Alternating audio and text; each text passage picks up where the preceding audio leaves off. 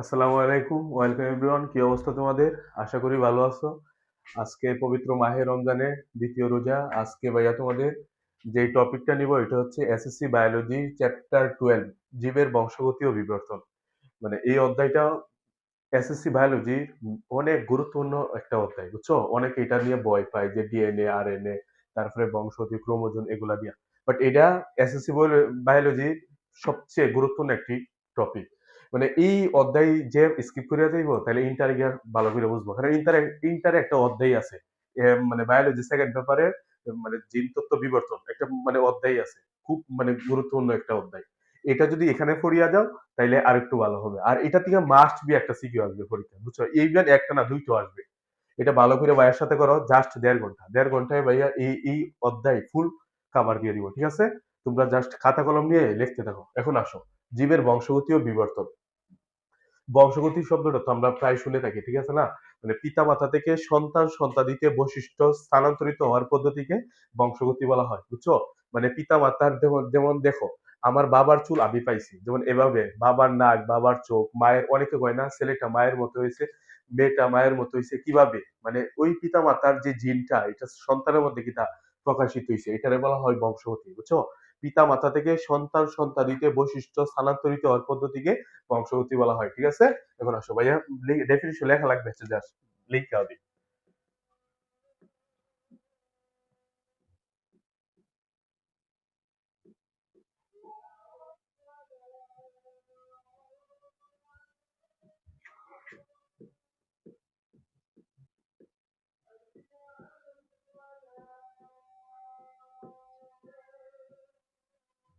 পিতা মাতা থেকে সন্তান সন্তাদিকে বৈশিষ্ট্য স্থানান্তরিত হওয়ার পদ্ধতিকে বৈশিষ্ট্য স্থানান্তরিত হওয়ার পদ্ধতিকে হওয়ার পদ্ধতিকে বংশগতি বলা হয়। বংশগতি বলা হয়, বুঝছো? পিতা মাতা থেকে সন্তান সন্তাদিতে বৈশিষ্ট্য স্থানান্তরিত হওয়ার পদ্ধতিকে বংশগতি বলা হয়। মানে পিতা মাতা থেকে যে বৈশিষ্ট্য ছেলে মেয়ের মধ্যে প্রকাশ পায় সেটাকেই কিতা বলে, বংশগতি বলা হয়, ঠিক আছে? এখন আসো, ক্রোমোজোম। তারপরে কিতা এই টপিকের পরের নামটা কিতা? ক্রোমোজোম। ক্রোমোজোম কাকে বলে? তোমরা তো দ্বিতীয় অধ্যায়ের মধ্যে পড়ছো, এইখানে এই অধ্যায়ের মধ্যে ক্রোমোজোমের কোনো চিত্র নাই, বুঝছো? কোনো চিত্র নাই। আমি যে চিত্রটা আনবো এটা দ্বিতীয় অধ্যায় থেকে, বুঝছো? দ্বিতীয় অধ্যায়ের মধ্যে আমরা পড়ছি না ওই যে নিউক্লিয়াস, ক্রোমোজোম, ওইটার থেকে। ক্রোমোজোম কাকে বলে? নিউক্লিয়াসের ভিতরে মানে সুতার মতো তন্তুকে ক্রোমোজোম বলে, ঠিক আছে? এমনি দিলে নিউক্লিয়াসের ভিতরে পেঁচানো সুতার মতো তন্তুকে ক্রোমোজোম বলা হয়, ঠিক আছে? ক্রোমোজোম, ক্রোমোজোম কাকে বলা হয়? হ্যাঁ, এই যে ওইটা মোছার লাগি ইয়াটা আনো। ভাই বোর্ডটা মুছতাম না। হ্যাঁ, ক্রোমোজোম কাকে বলে? ক্রোমোজোম কাকে বলে আমি বলছি কিনা, মানে নিউক্লিয়াসের ভিতরে, নিউক্লিয়াসের ভিতরে, ঠিক আছে? মার্কারটা এখন,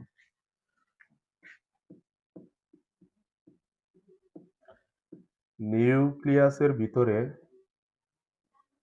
নিউক্লিয়াসের ভিতরে,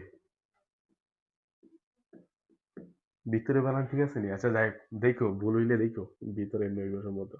নিউক্লিয়াসের ভিতরে পেঁচানো, নিউক্লিয়াসের ভিতরে পেঁচানো সুতার মতো তন্তুকে ক্রোমোজোম বলে। পেঁচানো সুতার মতো তন্তুকে, সুতার মতো তন্তুকে, সুতার মতো তন্তুকে ক্রোমোজোম বলা হয়। ক্রোমোজোম বলা হয়, বুঝছো? ক্রোমোজোম কাকে বলা হয়? নিউক্লিয়াসের ভিতরে পেঁচানো সুতার মতো তন্তুকে ক্রোমোজোম বলা হয়। ক্রোমোজোমকে বলা হয় বংশগতির ভৌত ভিত্তি। ক্রোমোজোমকে বলা হয় কিতা? বংশগতির ভৌত ভিত্তি। আমাদের শরীরে ক্রোমোজোম আছে প্রায় মানে 23 জোড়া। কবুতরের আছে কত জোড়া? 40 জোড়া। বাসের আছে কয় জোড়া? 6 জোড়া। কোন ব্যাঙের আছে কয় জোড়া? 11 জোড়া, ঠিক আছে?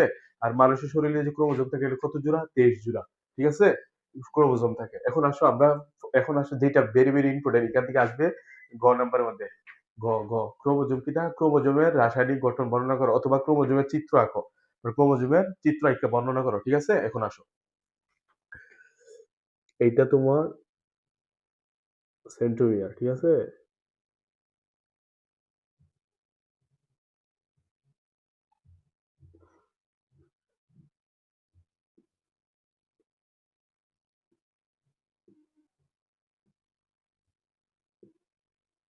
এটা তো নিউক্লিয়াস, এই যে নিউক্লিয়াস দেখছো না তোমরা, এভাবে থাকে নিউক্লিয়াস, ঠিক আছে না? এটাই তো নিউক্লিয়াস।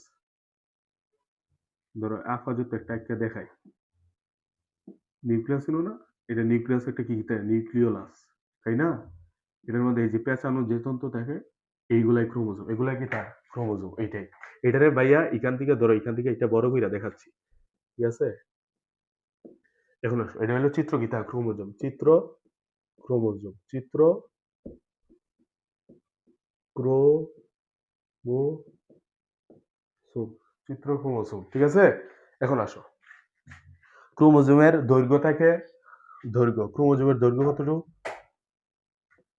এখন আসো, এটা বিস্তারিত বর্ণনা করবো। ক্রোমোজোমের দৈর্ঘ্য হলো 3.5 থেকে 30 মাইক্রন, 30 মাইক্রন, বুঝছো? আর প্রস্থ থাকে 0.2 থেকে 2.0 মাইক্রন, বুঝছো? এটা ক্রোমোজোমের দৈর্ঘ্য 3.5 থেকে 30 মাইক্রন। 1 মাইক্রন বলতে বোঝায় তোমার 1000 মিলিমিটারের এক ভাগ, বুঝছো? 1000 মিলিমিটারের যে এক ভাগ সেটা কি 1 মাইক্রন। এখন আসো, 3.5 থেকে 30 মাইক্রন কি তা ক্রোমোজোমের দৈর্ঘ্য, আর প্রস্থ থাকে কি তা 0.2 থেকে 2.0 মাইক্রন। ক্রোমোজোমের যে এটা থাকে, এটারে বলা হয় বাহু, এটার নাম কি তা? বাহু, বুঝছো? আর এটার নাম হইলো তোমার ক্রোমোনেমা, এটার নাম কি তা? যে এটা তাহলে ক্রোমোনেমা, ক্রোমোনেমা, বুঝছো? এটা হইলো ক্রোমোমিয়ার দানা, এটার কি তা? ক্রোমোমিয়ার দানা, ক্রোমোমিয়ার দানা, দত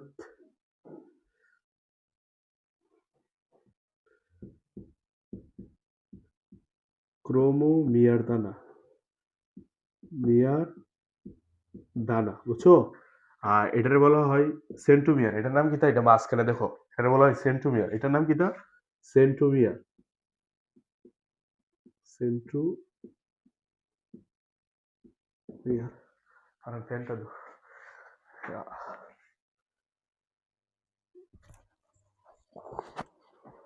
বুঝছো, এটার নাম কি তা? সেন্টোমিয়ার, ক্রোমোজোমের। আর এখানে দেখো নিচে একটা গুল আছে, দেখছো? এটা, এটার নাম হইলো স্যাটেলাইট, এটার নাম কি তা? স্যাটেলাইট। দেখো আবার মহাকাশের যে স্যাটেলাইট না, ওইটা হলো ক্রোমোজোমের স্যাটেলাইট, বুঝছো? এটার নাম কি তা? স্যাটেলাইট, স্যাটেলাইট, এটার নাম কি তা? স্যাটেলাইট। এখান থেকে ক্রোমোজোম দেখো, ক্রোমোমিয়ার এখানে একটা খাঁজ আছে, এখান থেকে এখানে খাঁজ, এটার বলা হয় মুখ্য খাঁজ, এটার নাম কি তা? মুখ্য খাঁজ, মুখ্য খাঁজ। আর এটার নাম হইলো, এখানে দেখো আরেকটা খাঁজ আছে, এটার বলা হয় গৌণ খাঁজ, এটার নাম কি তা? গৌণ খাঁজ, এটার নাম কি তা? গৌণ খাঁজ, বুঝছো? এটার নাম হইলো মুখ্য খাঁজ, এটার নাম হইলো কি? গৌণ খাঁজ, ঠিক আছে? এতটুকুই চিত্র ক্রোমোজোম। পরীক্ষার মধ্যে যদি আসে ক্রোমোজোম বা ক্রোমোজোমের রাসায়নিক গঠন বর্ণনা করো অথবা ক্রোমোজোমের চিত্র আঁকো বা ক্রোমোজোমের বর্ণনা করো, মানে নিউক্লিয়াসের ভিতরে উদ্দীপকে এটা দিব, এটা এর বিস্তারিত বর্ণনা করো, ঠিক আছে? সুন্দর করে দিবা যে নিউক্লিয়াসের ভিতরে পেঁচানো সুতার মতো তন্তুকে ক্রোমোজোম বলে, নিউক্লিয়াসের ভিতরে পেঁচানো সুতার মতো তন্তুকে ক্রোমোজোম বলে। ক্রোমোজোমকে বলা হয় বংশগতির ভৌত ভিত্তি, বুঝছো? ক্রোমোজোমকে বলা হয় কিতা? বংশগতির ভৌত ভিত্তি। এখন আসো, নিচে ক্রোমোজোমের কিতা বর্ণনা দেওয়া হলো, চিত্র ডাকবা, ঠিক আছে? চিত্র আঁকার পরে দিবা একটা ক্রোমোজোমের মধ্যে দুইটা বাহু থাকে, একটা উপরে একটা নিচে। বাহুর মধ্যে থাকে ভিতরে কিতা, মাঝখানে যে বাহু দুইটারে আলাদা করে এটারে বলা হয় ক্রোমোনেমা, এটার নাম কিতা? ক্রোমোনেমা। ক্রোমোজোমের ভিতরে যে ক্রোমোনেমার মধ্যে ছোট ছোট দানা আছে, এটারে বলা হয় ক্রোমোমিয়ার দানা, ক্রোমোমিয়ার দানা। ক্রোমোজোমের মাঝখানে একটা গোলাকার একটা বস্তু আছে, এটারে বলা হয় সেন্ট্রোমিয়ার। গোলাকার যে বস্তু আছে এটার নাম কিতা? সেন্ট্রোমিয়ার। ক্রোমোজোমের নিচে গোলাকার বস্তু আছে, এটারে বলা হয় কি? স্যাটেলাইট। ক্রোমোজোমের মধ্যে দুইটা খাঁজ থাকে, যেটা সেন্ট্রোমিয়ারের সাথে খাঁজটা থাকে এটার বলা হয় মুখ্য খাঁজ, আর ক্রোমোজোমের নিচে যেটা খাঁজ থাকে এটার বলা হয় কিতা গৌণ খাঁজ। আর ক্রোমোজোমের একটা দৈর্ঘ্য কত 3.5 থেকে 30 মাইক্রন, আর প্রস্থ হলো 0.2 থেকে 2.0 মাইক্রন, ঠিক আছে।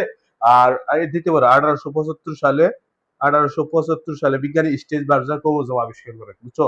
বিজ্ঞানী স্টেজ বার্জার, এটা দিলে হইব না দিলে হইব, তোমরা যদি ভাল লাগে দিও। 1875 সালে বিজ্ঞানী স্টেজ বার্জার ক্রোমোজোম আবিষ্কার করেন, এতটুকু দিলে এনাফ, স্যারে জীবনে কাটতো না। এটা যদি লিখতে পারো ফুল, তাহলে 3-এর 3, এটা 3-এর সম্ভব 3-এ লাগিয়ে আসবে, আর না আর 2-এ লাগে না, 3-এ লাগিয়ে আসে, ঠিক আছে। এটা হলো ক্রোমোজোম। আর ক্রোমোজোমের মানুষের মধ্যে ক্রোমোজোমের জোড়া কত 23 জোড়া, মানুষের মধ্যে ক্রোমোজোমের জোড়া কত 23 জোড়া। সব এরপরে কবুতরের কত জোড়া ভাইয়া বলছিলাম 40 জোড়া, কবুতরের ক্রোমোজোম কত 40 জোড়া। আর মাছের আছে কয় জোড়া 6 জোড়া, কোন ব্যাঙের কয় জোড়া 11 জোড়া, আরো অনেক কিছু আছে, বাস এগুলা জাস্ট মনে রাখো, ঠিক আছে। এটা হলো ক্রোমোজোম। এখন আসলে ডিএনএ আর এনএ, ভাইয়া শর্টকাট 1 ঘন্টা লাগবে বা 1.5 ঘন্টা, ফুল চ্যাপ্টারটা পড়াইমু, জাস্ট ভাইয়ার সাথে করো, তাই এনাফ, আর কোনো কিছু পড়া লাগবে না। এইটা করার পরে যে এনএসি কিউ এনি ভোট, বুঝছো? এখন আসো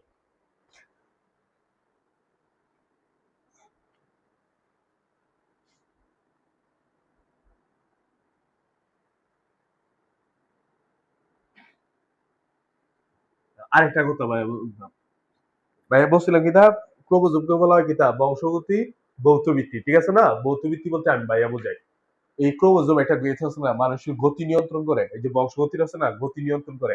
বাইরের যে স্ট্রাকচার, এই যে আমাদের চুল, এটা কি কিসের মাধ্যমে? ক্রোমোজোমের মাধ্যমে। বাইরের নাক কান গলা হাত পা সবগুলা কিসের? এই ক্রোমোজোমের মাধ্যমে। দেখবে অনেকের হাত বেঁকা, অনেকের সোজা, অনেকের চুল খাড়া, অনেকের বেঁকা, বুঝছো না? অনেক কিছু থাকে, এগুলা কিসের মাধ্যমে? ক্রোমোজোমের মাধ্যমে নির্ধারিত, ঠিক আছে। এখন আসো ডিএনএ আর এন এ, এটা হলো বেস্ট, এই অধ্যায়ের মধ্যে বেস্ট ইম্পর্টেন্ট, ডিএনএ এবং আর এন এ। তোমরা ছোটবেলা থেকে প্রায় শুনে আসছো যে ডিএনএ আর এন এ, মানুষের ডিএনএ, ঠিক আছে না? যার শরীরের ডিএনএ তার শরীরে ডিএনএ ম্যাচিং করলে 100%, আর যদি আমার ডিএনএ সাথে আমার বাবা মা ভাইয়ের যে কেউ ডিএনএ কত পার্সেন্ট মিলবে? 50%। এখন আসো, তোমরা ছোটবেলাতে অনেকে সিআইডি এগুলা দেখো, তাই না? ডিএনএ, ডিএনএ কোথায় কাজে হয় দেখবা, অনেক সময় চুর শনাক্ত করে, ব্যক্তি শনাক্ত করে, তারপরে ডিএনএ এর মাধ্যমে কি করে মানুষের অনেক কিছুই তো, ঠিক আছে না? ডিএনএ এর মাধ্যমে অনেক কিছু নির্ধারণ করে। এরপরে আর এন এ এটা ডিএনএ এর মাধ্যমে তৈরি হয়। এরপরে ডিএনএ আর এন এ জাতীয় ভাইরাস অনেক কিছু আছে, মানে ডিএনএ আর এন এ সম্পর্কে বায়োলজি ফুল, বুঝছো? এখন আসো, ডিএনএ কাকে বলে? ডিএনএ কাকে বলে? ডিঅক্সি রাইবো নিউক্লিক অ্যাসিডের সর্পিলাকার গঠনকে ডিএনএ বলে। ডিঅক্সি রাইবো নিউক্লিক অ্যাসিডের সর্পিলাকার গঠনকে ডিএনএ বলে, ঠিক আছে। আর আরএনএ কাকে বলে? এক সূত্র বিশিষ্ট পলিনিউক্লিওটাইডের শিকলাকার গঠনকে আরএনএ বলে। আর ডিএনএ কাকে বলে? দ্বিসূত্র বিশিষ্ট পলিনিউক্লিওটাইডের সর্পিলাকার গঠনকে ডিএনএ বলে। সর্পিলাকার মানে এটা, সর্পিল বলে সাপ, সর্পিল মানে কি তা সাপ, এই যেমন সাপের মতো পেঁচানো থাকে, যার কারণে এটার নাম কি তার সর্পিলাকার। ডিএনএ কাকে বলে? দ্বিসূত্র বিশিষ্ট, ভাইয়ের সাথে লেখো, দ্বিসূত্র দ্বিসূত্র বিশিষ্ট দ্বিসূত্র বিশিষ্ট পলিনিউক্লিওটাইডের পলিনিউক্লিওটাইডের নিউক্লিওটাইডের টাইটের পলি দ্বিসূত্র বিশিষ্ট পলিনিউক্লিওটাইডের সর্পিলাকার গঠনকে ডিএনএ বলে। সর্পিলাকার গঠনকে গঠনকে ডিএনএ বলে, ঠিক আছে। ডিএনএ বলে। ডিএনএ কাকে বলে ভাইয়ের সাথে বলো? দ্বিসূত্র বিশিষ্ট পলিনিউক্লিওটাইডের সর্পিলাকার গঠনকে ডিএনএ বলে। ও ডিএনএ দেখবো অসংখ্য নিউক্লিওটাইড দ্বারা তৈরি, যার কারণে আর যদি বহু বছর থাকে তাহলে আমরা কি দিই? পলি, কিতা দিই? পলি। দ্বিসূত্র বিশিষ্ট পলিনিউক্লিওটাইডের সর্পিলাকার গঠনকে ডিএনএ বলে, ঠিক আছে। এখন আসো, ডিএনএ আরএনএ কাকে বলে? এক সূত্র বিশিষ্ট শিকলাকার গঠনকে পলিনিউক্লিওটাইডের শিকলাকার গঠনকে আরএনএ বলে, ঠিক আছে। আরএনএ কাকে বলে? এক সূত্র, আরএনএ থাকে এমন, আরএনএ থাকে কিনা এমন, বুঝছো? এই যে এমন এমন এমন, এটা হলো আরএনএ। ডিএনএ থেকে আরএনএ তৈরি, আর ডিএনএ থাকে কেমন, বুঝছো? এটা হলো ডিএনএ, ঠিক আছে। ডিএনএ তে দুই সূত্র, সূত্র কয়টা? একটা দুইটা। আর এটা দুই সূত্র বিশিষ্ট পলিনিউক্লিওটাইড, অসংখ্য নিউক্লিওটাইড এ সর্পিলাকার, দেখো সাপের মতো গঠন কি বলে? ডিএনএ। আর এনএ কাকে বলে? এক সূত্র বিশিষ্ট পলিনিউক্লিওটাইডের শিকলাকার গঠনকে আরএনএ বলে, বুঝছো? যে ওটা একবারে সহজ। এখন আসো ভাইয়া যেটা বলতাম ডিএনএ মেন ইম্পর্টেন্ট। এখন আসো অনেকের কথা যে ভাইয়া ডিএনএ আরএনএ এটা কথা হইলো, মানে ডিএনএ থেকে আরএনএ তৈরি হয় কিভাবে, এটাই তো দেখতাম তাই না? এখন আসো তোমরা এখন না এখন জাস্ট শুনিয়া রাখো না, তোমরা তো বইও আছে এটা, বাস এটা বর্ণনা করা নাই। ইন্টারে উঠলে প্রথম অধ্যায় পাইবা কোষ ও কোষের গঠন, এখানে বিস্তারিত বর্ণনা আছে। ডিএনএ, ডিএনএ থেকে তৈরি হয় যেটা, এটারে বলা কিতা এম আর এন এ, এটারে বলা হয় ডিএনএ ট্রান্সক্রিপশন। এটার নাম কিতা ট্রান্সক্রিপশন, ট্রান্সক্রিপশন, ট্রান্সক্রিপশন, বুঝছো? এটার নাম হলো ট্রান্সক্রিপশন। আর এমআরএনএ থেকে প্রোটিন তৈরি হয়, কি তৈরি হয়? প্রোটিন। এটার বলা হয় ডিএনএ ট্রান্সলেশন। এটার নাম কিতা ট্রান্সলেশন, ট্রান্সলেশন, বুঝছো? আর প্রোটিন থেকে বৈশিষ্ট্য স্থানান্তরিত হয়, বৈশিষ্ট্য, বৈশিষ্ট্য বলতে আমি ভাইয়া বলি অনেকের অ্যালার্জি আছে, দেখবা অ্যালার্জি আছে না? অ্যালার্জি মাছের মধ্যে তো ডিএনএ থাকে। এখন দেখো ভালো করে লক্ষ্য করো, অনেকের শরীরে অ্যালার্জি আছে, বিভিন্ন ধরনের রোগ আছে। ওই অ্যালার্জি হওয়ার কারণে দেখবা ও কি খাইতে পারে না, বল মাছ খাইতে পারে না, আবার পুঁটি মাছ খাইতে পারে, মানে পুঁটি মাছও খাইতে পারে না, পাঙ্গাস মাছ খাইতে পারে। আবার দেখবো অনেকে তোমার কার্পু মাছ খাইতে পারে, আবার তোমার তেলাপি মাছ খাইতে পারে না। অনেক কিছু আছে না, গরুর মাংস খাইতে পারে না, মুরগার মাংস খাইতে পারে। কেন? সবগুলোই তো প্রোটিন, মাছ এগুলো, মাছ মাংস এগুলো প্রোটিন না, বাট কেন খাইতে পারে না? এগুলো ডিএনএ এর কারণে। দেখবা এই ডিএনএ থেকে এমআরএনএ হয়, ডিএনএ থেকে যে এমআরএনএ এটার বলা হয় ট্রান্সক্রিপশন। আর ট্রান্সক্রিপশন এমআরএনএ থেকে যেটা প্রোটিন তৈরি হয় এটার বলা হয় ট্রান্সলেশন। ট্রান্সলেশন থেকে বিভিন্ন বৈশিষ্ট্য, বুঝছো? একটার মধ্যে এক বৈশিষ্ট্য, মানে বোয়াল মাছের মধ্যে এক বৈশিষ্ট্য, আর পুঁটি মাছের মধ্যে আরেক বৈশিষ্ট্য, গরুর মাংসের মধ্যে আরেকটা বৈশিষ্ট্য, মুরগার মাংসের মধ্যে আরেকটা কিতা বৈশিষ্ট্য, একটার বৈশিষ্ট্য এক রকম। যার কারণে কিতা ও পাঙ্গাস মাছ খাইতেও পারে না, খাইতে পারে, বোয়াল মাছ খাইতে পারে না। এটা কেন? এই অ্যালার্জির কারণে। এটা হলো ডিএনএ থেকে, বুঝছো? এই ডিএনএ একটার মধ্যে একটা বৈশিষ্ট্য থাকে, এইটাই। এই কারণে আমরা ডিএনএ থেকে এমআরএনএ হয়, ডিএনএ থেকে এমআরএনএ তৈরি হয়, আর এমআরএনএ থেকে কিতা প্রোটিন তৈরি হয়, প্রোটিন থেকে বৈশিষ্ট্য স্থানান্তরিত হয়। ঠিক আছে? এটাই যা শুনিয়ে রাখো, ডিএনএ এর মাধ্যমে আরএনএ তৈরি হয়, আর আরএনএ এর মাধ্যমে কিতা বৈশিষ্ট্য স্থানান্তরিত হয়। ঠিক আছে? এরপর অনেক কিছু আছে, ডিএনএ ভাইরাস, আরএনএ ভাইরাস, বুঝছো? বেশিরভাগ দেখবো আরএনএ ভাইরাস। যেমন এই যে করোনা ভাইরাস, এটা কি virus? RNA virus. DNA virus আছে, আরএনএ ভাইরাস আছে, সবকিছু মানে ডিএনএ আরএনএ সব জায়গায় থাকে, মাস্ট বি। এখন আসো, তোমার যেটা দরকার ডিএনএ এর রাসায়নিক গঠন, পরীক্ষার মধ্যে এটা মাস্ট বি আসবে। ডিএনএ এর রাসায়নিক গঠন, এটা মানে ভাইয়া বললো 3 স্টার দিব, যদি পৃথিবীতে আরো স্টার থাকে আরো স্টার দিয়ে দিব। এটা বলা হয় ডিএনএ রাসায়নিক গঠন। এখন আসো,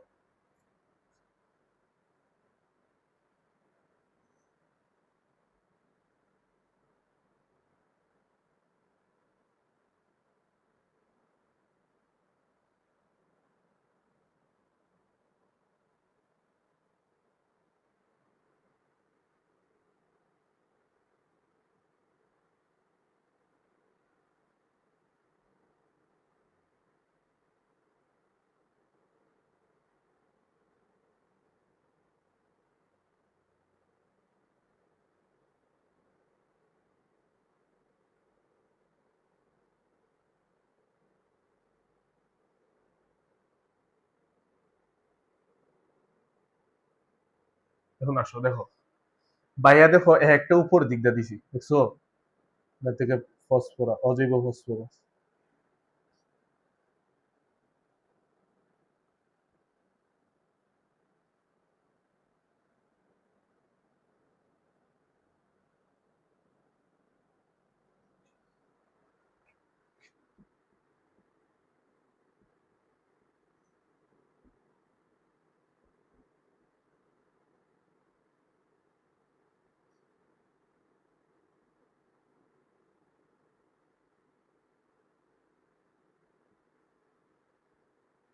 বুঝছো? এটা হলো কার্বনিক এখানে 1 2 3, মানে 1 2 3 4 5, এটা হলো 5 প্রাইম। এটা দরকার নাই, এটা তোমার ইন্টারে উঠলে দেখাইলাম বলে, তাই সেটা জানো। এটারে বলা হয় 5 কার্বন যুক্ত শর্করা, এটা এস দ্বারা প্রকাশ করে, বুঝছো?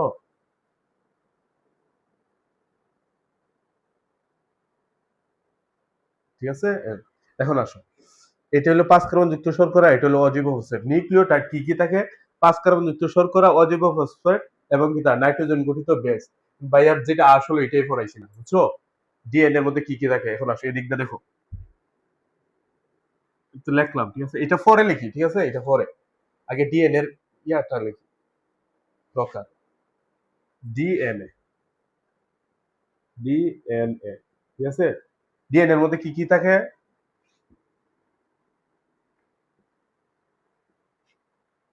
5 কার্বন যুক্ত শর্করা,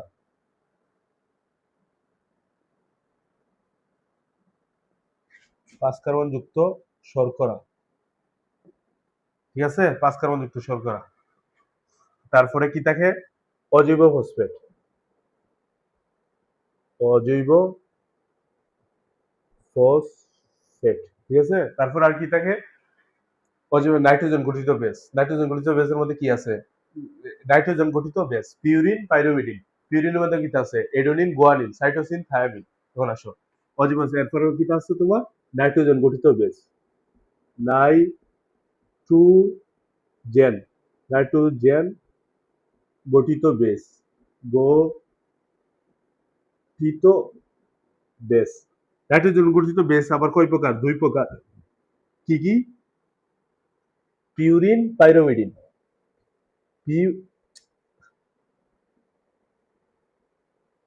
পিউরিন, ঠিক আছে, পিউরিন, আর এটা কিটা? পাইরিমিডিন। দত লেখা, বুঝছো, রোজা রাখছি তো, যার কারণে হলো পাইরিমিডিন। Purine, pyrimidine. পিউরিনের মধ্যে কি কি আছে? আবার 2 প্রকার,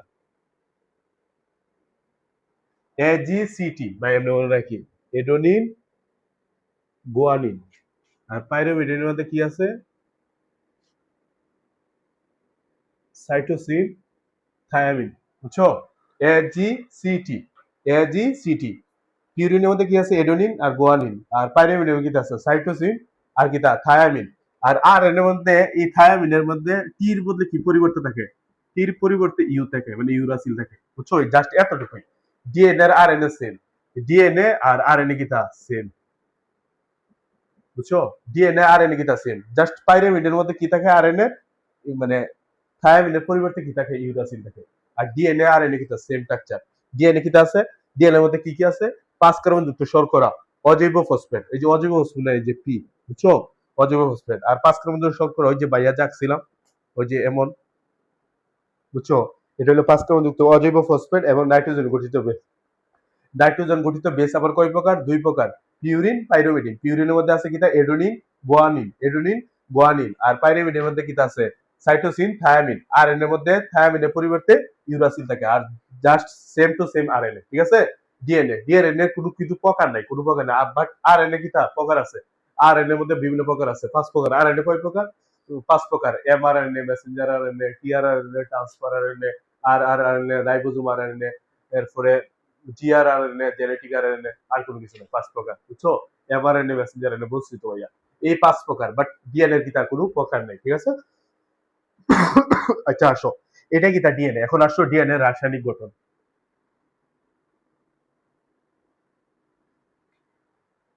কোনো কিছু স্কিপ করে যাবো না, ঠিক আছে, জাস্ট ভাইয়ের সাথে মনোযোগ দিয়ে ক্লাসটা করো। এখন দেখে এটা কিটা, আমি বলছি কিটা ডিএনএ রাসায়নিক গঠন।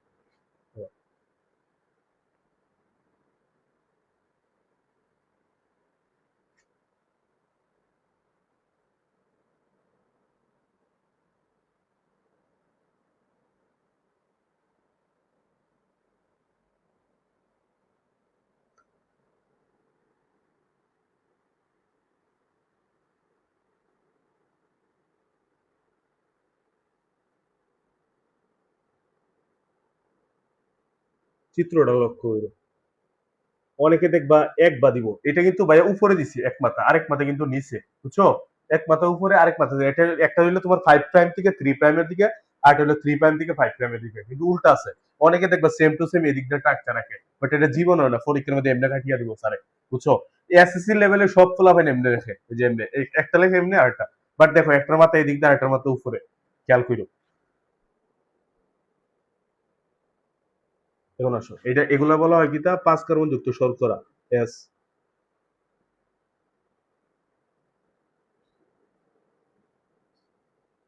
আর ডিএনএ মধ্যে কি থাকে আমি ভাইয়া কি বলছি 5 কার্বন যুক্ত শর্করা পাইলাম আর কিটা অজৈব ফসফেট এই যে অজৈব ফসফেট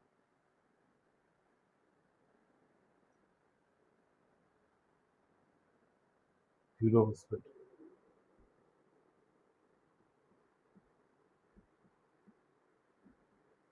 বুঝছো অজৈব ফসফেট বন্ধনগুলো দিই একটা খালি থাকে এদিক দিয়ে খালি দুই দিয়ে বন্ধ।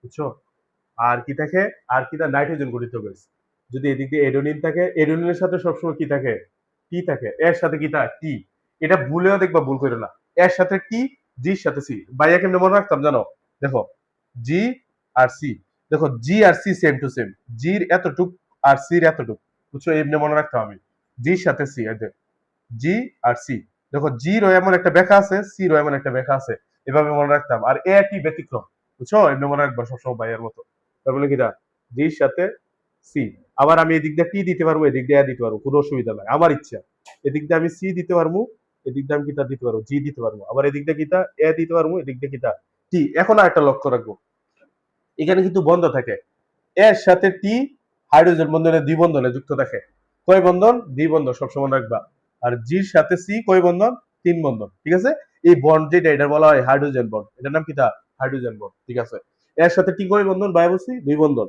এক দুই ইয়ার জির সাথে সি কয় তিন বন্ধন এক দুই তিন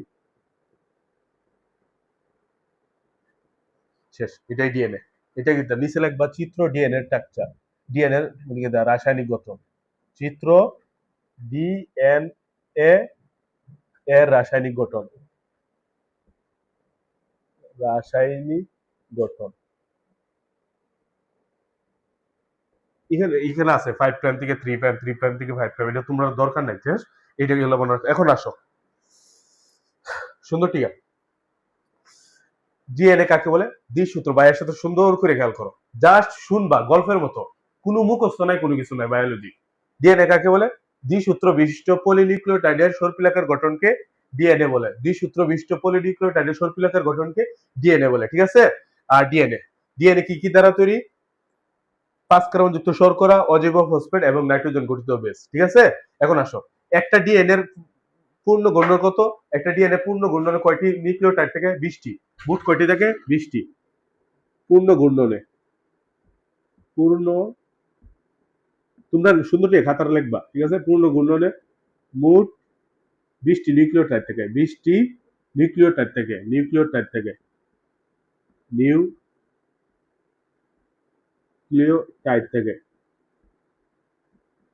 ঠিক আছে দেখুন আসো একটা ডিএনএ পূর্ণ ঘূর্ণনে টোটাল কত কত আংস্ট্রম 34 আংস্ট্রম কত আংস্ট্রম 34 আংস্ট্রম 34 আংস্ট্রম ঠিক আছে একটা ডিএনএ পূর্ণ ঘূর্ণনে কত 34 আংস্ট্রম আর একটা নিউক্লিওটাইড থেকে আরেকটা নিউক্লিওটাইডের দূরত্ব কত 3.4 আংস্ট্রম 3.4 আংস্ট্রম একটা মানে একটা নিউক্লিওটাইড থেকে আরেকটা নিউক্লিওটাইডের দূরত্ব কত এখানে এখান থেকে দূরত্ব 3.4 আংস্ট্রম আর একটা নিউক্লিওটাইডের মানে একটা ডিএনএ পূর্ণ ঘূর্ণন কত 34 আংস্ট্রম আর ডিএনএ এর ব্যাস মানে এখান থেকে এনে দেখে দিই ধরো এটা লিখে দিই শুধু ঠিক আছে পূর্ণ ঘূর্ণন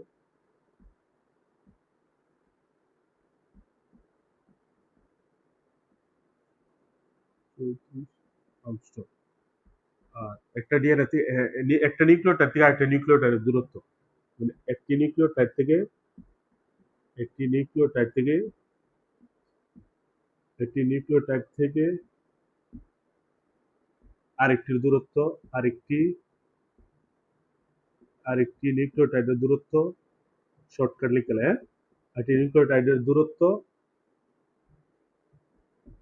3.4 আংস্ট্রম 3.4 আংস্ট্রম ঠিক আছে আংস্ট্রম তো বুঝছো তোমরা তারপরে আছে একটি ডিএনএ ব্যাস 20 আংস্ট্রম ব্যাস কত 20 আংস্ট্রম ঠিক আছে একটি ডিএনএ ব্যাস কত 20 আংস্ট্রম এতটুকু এখন আসো একটা দেখো উপরে বুঝছো একটা দেখো উপরে 5 ক্রোমোজোম আরেকটা গীতা নিচে এখন আসো ভাই আবার বলি দ্বিসূত্র বিশিষ্ট পলিনিউক্লিওটাইডের সর্পিলাকার গঠনকে ডিএনএ বলে। দ্বিসূত্র বিশিষ্ট পলিনিউক্লিওটাইডের গঠনকে ডিএনএ বলে। ডিএনএ কি তা অসংখ্য পলিনিউক্লিওটাইড দ্বারা তৈরি। ডিএনএ অসংখ্য পলিনিউক্লিওটাইড দ্বারা কি তা তৈরি, ঠিক আছে। ডিএনএ এর মধ্যে কি কি থাকে? 5 কার্বন যুক্ত শর্করা, অজৈব ফসফেট, মানে একটি নিউক্লিওটাইডে থাকে 5 কার্বন যুক্ত শর্করা, অজৈব ফসফেট এবং নাইট্রোজেন গঠিত বেস। এই তিনটা নিয়ে একটি নিউক্লিওটাইড তৈরি হয়। একটি নিউক্লিওটাইড কি দিয়ে তৈরি হয়? 5 কার্বন যুক্ত শর্করা, অজৈব ফসফেট এবং নাইট্রোজেন গঠিত বেস। এখন আসো, একটি ডিএনএ এর সাথে অন্য একটি ডিএনএ এর এক সূত্রকের সাথে অন্য একটি ডিএনএ সূত্রকের মধ্যে হাইড্রোজেন বন্ধনে যুক্ত থাকে। কি বন্ধনের মধ্যে? হাইড্রোজেন বন্ধনে যুক্ত থাকে। এখন আসো, একটি ডিএনএ এর মধ্যে কি কি থাকে? বায়াবসি, 5 কার্বন যুক্ত 5 কার্বন যুক্ত শর্করা, অজৈব ফসফেট এবং নাইট্রোজেন গঠিত বেস। এখন আসো, 5 কার্বন যুক্ত শর্করা, নাইট্রোজেন গঠিত বেস এবং অজৈব ফসফেটকে বলা হয় নিউক্লিওটাইড। এখন আসো, একটা নিউক্লিওটাইড থেকে আরেকটা নিউক্লিওটাইডের মধ্যে যে বন্ধন থাকে এটা বলা কি? হাইড্রোজেন বন্ধন। কি বন্ধন? হাইড্রোজেন বন্ধন। এখন আসো, 5 কার্বন এখন আসো, অজৈব ফসফেট এবং 5 কার্বন অজৈব ফসফেট এবং 5 কার্বন যুক্ত শর্করার সাথে যে বন্ধন যুক্ত, এই বন্ধনের নাম হলো এস্টার বন্ধন। কি বন্ধন? এস্টার বন্ধন। কি বন্ধন? এস্টার বন্ধন। ভালো করে এটা এমসিকিউর মধ্যে আসবে, এস্টার বন্ধন, বুঝছো? আর তোমার 5 কার্বন যুক্ত শর্করা এবং অজৈব ফসফেট নাইট্রোজেন গঠিত বেসের সাথে যে নাইট্রোজেন গঠিত বেসের সাথে যেভাবে যুক্ত থাকে সেটাকে বলা হয় গ্লুকোসাইটিক বন্ধন। কি সাইটিক বন্ধন?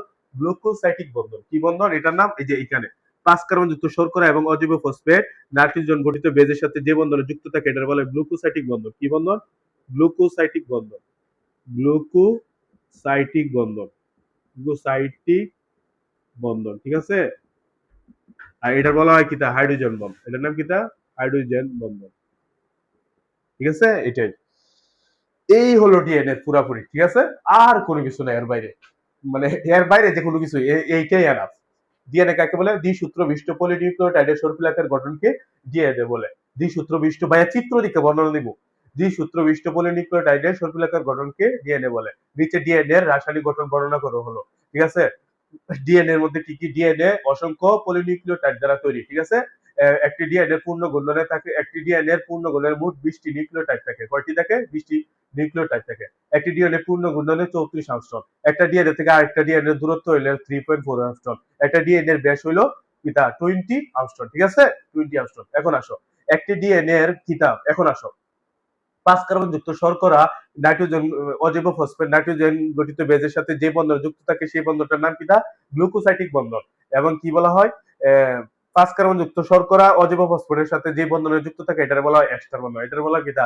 এস্টার বন্ধন। 5 কার্বন যুক্ত শর্করা এবং নাইট্রোজেন গঠিত বেস এটার বলা হয় কিতা? এটার বলা হয় নিউক্লিওটাইড, এটার বলা হয় নিউক্লিওসাইড। 5 কার্বন যুক্ত শর্করা এবং নাইট্রোজেন যুক্ত বেস এই দুইটার একসাথে বলা হয় কিতা? নিউক্লিওসাইড। আর এই তিনটার একসাথে বলা হয় নিউক্লিওটাইড। একসাথে বলা হয় কি? তার নিউক্লিওটাইড, ঠিক আছে। এতটুকুই নিচে, এতটুকু লেখার পরে আর একবার নিচে লিখবা কিতা? ডিএনএ কিতা? বংশগতির রাসায়নিক ভিত্তি। বংশগতির কিতা? রাসায়নিক ভিত্তি। ডিএনএ কিতা? বংশগতির রাসায়নিক ভিত্তি। এতটুকু লিখলে এনাফ। এতটুকু লিখলে কিতা? এনাফ। তার বাইরে আর কোনো কিছু নাই। ভাইয়া আবার বলি, ডিএনএ এর পরীক্ষার মধ্যে আইতে পারে এন তে হাবিজাবি, ডিএনএ রাসায়নিক গঠন বর্ণনা করে, অথবা ক্রোমোজোমের চিত্র দিয়া বলবে ক্রোমোজোমের ভিতরে কি থাকে, ডিএনএ থাকে, এমন। আমরা জানি ক্রোমোজোম, ডিএনএ কোথায় থাকে? ক্রোমোজোমের ভিতরে। ক্রোমোজোমের ভিতরে। ক্রোমোজোমের একটা খন্ডাংশের নাম কিতা? ডিএনএ। ক্রোমোজোমের একটা খন্ডাংশের নাম কিতা? ডিএনএ। এখন আসো, ডিএনএ কাকে বলে? দ্বিসূত্র বিশিষ্ট পলিনিউক্লিওটাইডের সর্পিলাকার গঠনকে ডিএনএ বলে। দ্বিসূত্র বিশিষ্ট পলিনিউক্লিওটাইডের সর্পিলাকার গঠনকে ডিএনএ বলে। নিচে ডিএনএ রাসায়নিক গঠন বর্ণনা করা হলো। নিচে চিত্র রাখবা, ঠিক আছে। চিত্র রাখবা। ডিএনএ অসংখ্য নিউক্লিওটাইড দ্বারা তৈরি, ঠিক আছে। অসংখ্য নিউক্লিওটাইড দ্বারা তৈরি। একটি ডিএনএ পূর্ণ গুণনে টোটাল 20টি নিউক্লিওটাইড থাকে, 20টি নিউক্লিওটাইড থাকে, ঠিক আছে। একটি ডিএনএ এর টোটাল পূর্ণ ঘূর্ণন কত? একটা ডিএনএ এর যে পূর্ণ ঘূর্ণন কত? 34 অ্যাংস্ট্রম। আর একটা নিউক্লিওটাইড থেকে আরেকটা নিউক্লিওটাইডের দূরত্ব এটা বলা হয় 3.4 অ্যাংস্ট্রম। কত দূরত্ব? 3.4 অ্যাংস্ট্রম। একটা ডিএনএ এর ব্যাস কত? 20 অ্যাংস্ট্রম। 20 অ্যাংস্ট্রম, ঠিক আছে। আর ডিএনএ কি কি দ্বারা তৈরি? 5 কার্বন যুক্ত শর্করা, অজৈব ফসফেট এবং নাইট্রোজেন গঠিত বেস দ্বারা ডিএনএ তৈরি। এই তিনটারে বলা হয় নিউক্লিওটাইড। এই তিনটারে বলা হয় একসাথে কিটা? নিউক্লিওটাইড, ঠিক আছে। আর একটা নিউক্লিওটাইড থেকে আরেকটা নিউক্লিওটাইডের মধ্যে যে বন্ধন যুক্ত থাকে এটা বলা হয় হাইড্রোজেন বন্ধন। কি বন্ধন? হাইড্রোজেন বন্ধন, ঠিক আছে। একটা নিউক্লিওটাইডে নাইট্রোজেন গঠিত বেস অন্য একটা নিউক্লিওটাইডে নাইট্রোজেন গঠিত বেসের সাথে হাইড্রোজেন বন্ধনে যুক্ত থাকে, ঠিক আছে। আর পাঁচ কার্বন যুক্ত শর্করা অজৈব ফসফেটের সাথে যে বন্ধন যুক্ত থাকে সেই বন্ধনকে বলা হয় এস্টার বন্ধন। পাঁচ কার্বন যুক্ত শর্করা নাইট্রোজেন গঠিত বেসের সাথে যে বন্ধন যুক্ত থাকে সেটাকে বলা হয় কিতা গ্লুকোসাইটিক বন্ধন। কি বন্ধন? গ্লুকোসাইটিক বন্ধন। পাঁচ কার্বন যুক্ত শর্করা এবং নাইট্রোজেন গঠিত বেস, এটা এই দুইটারে বলা হয় কিতা? নিউক্লিওসাইড। কিতা? নিউক্লিওসাইড। আর সাথে যদি অজৈব ফসফেট লাগাও তাহলে বলা হয় নিউক্লিওটাইড, মানে তিন। নিউক্লিওটাইড। এই নিচে এতটুকু লেখলে ফুল সারে মার্ক দিব, একটু কাটার সম্ভাবনা নেই। ঠিক আছে? এখন আসো, ডিএনএ শেষ, এখন আসো ডিএনএ ডিএনএ অনুলিপন। কিতা? ডিএনএ অনুলিপন। ডিএনএ অনুলিপন কাকে বলে? দাঁড়াও।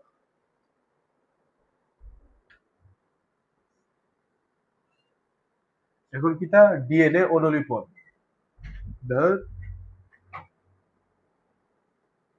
ডিএনএ অনুলিপন। ডিএনএ অনুলিপন কাকে বলে?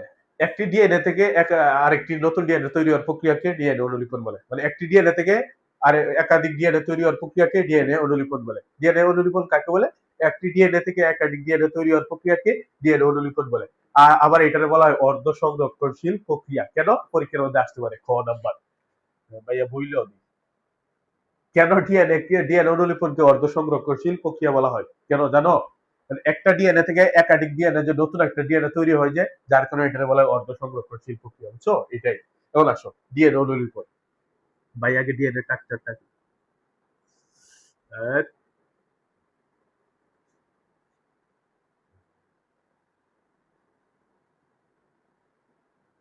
ঠিক আছে, একটু বড় করে রাখি তাইলে হইতো।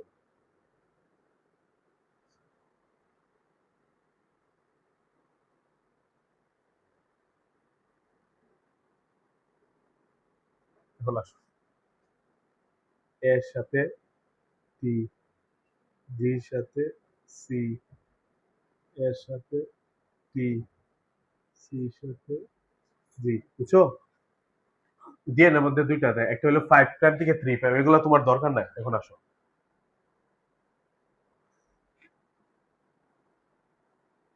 বুঝছো? এখন আসো, এটার মধ্যে কন্টিনিউ ডিএনএ তৈরি হতে থাকে। বুঝছো? এটার মধ্যে কন্টিনিউ, এগুলা দেওয়ার দরকার নাই। বুঝছো ভাই? আর তখন সময় নাই। এখন আসো, এর সাথে টি, জির সাথে সি, এটা খালি থাকবে। আবার এর সাথে টি, জির সাথে সি, এর সাথে টি, এটা খালি থাকবে। আবার এখানে বুঝছো? একটা একটা খন্ড থাকে। এখন আসো, ডিএনএ অনুলিপন কাকে বলে? একটি ডিএনএ থেকে একাধিক ডিএনএ তৈরি হওয়ার প্রক্রিয়াকে ডিএনএ অনুলিপন বলে। একটা ডিএনএ যেই জায়গায় ভাঙে এখানে বলা হয় অরবিন্দু। ডিএনএ অনুলিপন যেই জায়গায় সংঘটিত এটাকে বলা হয় কিটা? অরবিন্দু। এখানের মধ্যে একটা আছে এস এস বি পি, এটাকে বলা হয়, তোমরা এখানে না ইন্টারগিয়া পাইবা, single strand binding protein. Single SSBP মানে কিটা? Single strand binding protein. এটা কি করে? সূত্রক দুইটাকে আলাদা করে রাখে। তারপরে কিটা? এই ডিএনএ থেকে বিভিন্ন ম্যাগনেসিয়াম আয়ন ডিএনএ পলিমারেজ এনজাইমের কারণে কিটা নতুন একটা সূত্রক তৈরি হয়। একটা হলো লিডিং সূত্রক, আর একটা কিটা? ল্যাগিং সূত্র। একটা কিটা? লিডিং সূত্রক, আর একটা কিটা? ল্যাগিং সূত্র।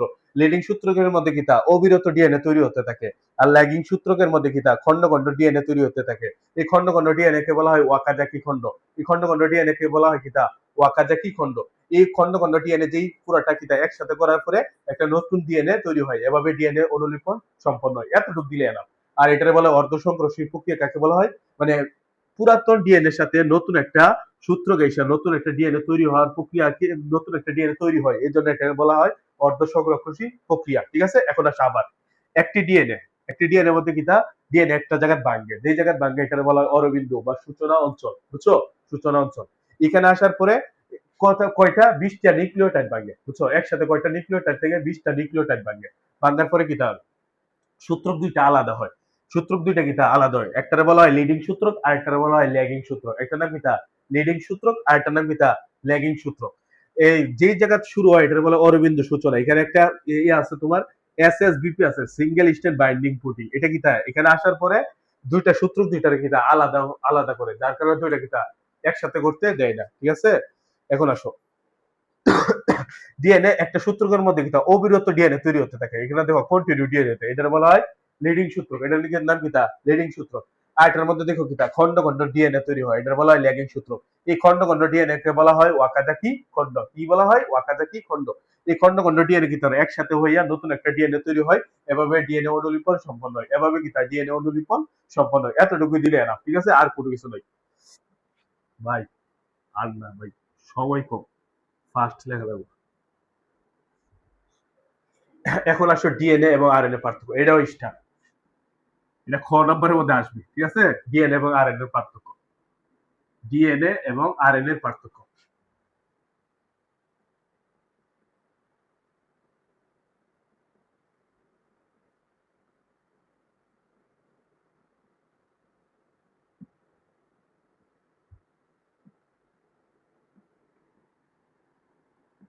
ডিএনএ এবং আরএনএ পার্থক্য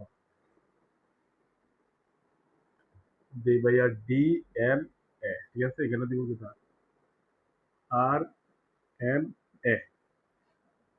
ডিএনএ কাকে বলে? দ্বিসূত্রবিষ্ট পলিনিউক্লিওটাইডের সর্পিলাকার গঠনকে ডিএনএ বলে। এটা লেখা লাগবে? লেখা লাগবে না। পলিনিউক্লিওটাইডের সর্পিলাকার গঠনকে ডিএনএ বলে। আর এটার মধ্যে কি তা এক সূত্রবিষ্ট, কি সূত্রবিষ্ট? এটা লিখে দিচ্ছিলাম একটু আগে। এক সূত্র বিশিষ্ট পলিনিউক্লিওটাইডের পলিনিউক্লিওটাইডের পলিনিউক্লিওটাইডের টাইটের শিকলাকার গঠনকে ডিএনএ বলে। কি আকার? শিকলাকার গঠনকে ডিএনএ বলে। গঠনকে ডিএনএ বলে। ডিএনএ দূর আরএনএ বলে। আরএনএ বলে, ঠিক আছে? আরএনএ কাকে বলে? এক সূত্র বিশিষ্ট পলিনিউক্লিওটাইডের শিকলাকার গঠনকে আরএনএ বলে। আর ডিএনএ কাকে বলে? দ্বিসূত্র বিশিষ্ট পলিনিউক্লিওটাইডের সর্পিলাকার গঠনকে ডিএনএ বলে, ঠিক আছে? এখন ডিএনএর মধ্যে কি থাকে? এডোনিন, গুয়ানিন, সাইটোসিন, থায়ামিন। আর আরএনএর মধ্যে কি থাকে? এডোনিন, গুয়ানিন, সাইটোসিন, ইউরাসিন। বুঝছিলাম না? থায়ামিনের পরিবর্তে কি থাকে? ইউরাসিন। এরপরে কি তা দেখো, ডিএনএ কিন্তু দ্বিসূত্র না, তার মানে তার আণবিক ওজন বেশি। অনেকগুলাই লিখতে পারবো। আণবিক ওজন বেশি, আণবিক ওজন বেশি, আণবিক ওজন কিতা বেশি, আর ওজন কিতা কম। এটার কিতা ওজন কম, ওজন কম, ঠিক আছে? ওজন কিতা আণবিক ওজন বেশি, আণবিক ওজন কিতা কম। আর 4 নম্বর কি দিতে পারি? 4 নম্বর কি দিতে পারি? আণবিক ওজন কম, ওজন কম, নিউক্লিওটাইডের সংখ্যা বেশি। এখানে কি তা নিউক্লিওটাইডের সংখ্যা বেশি, এখানে কম। এখানে কি তা নিউক্লিওটাইডের সংখ্যা বেশি, নিউক্লিও,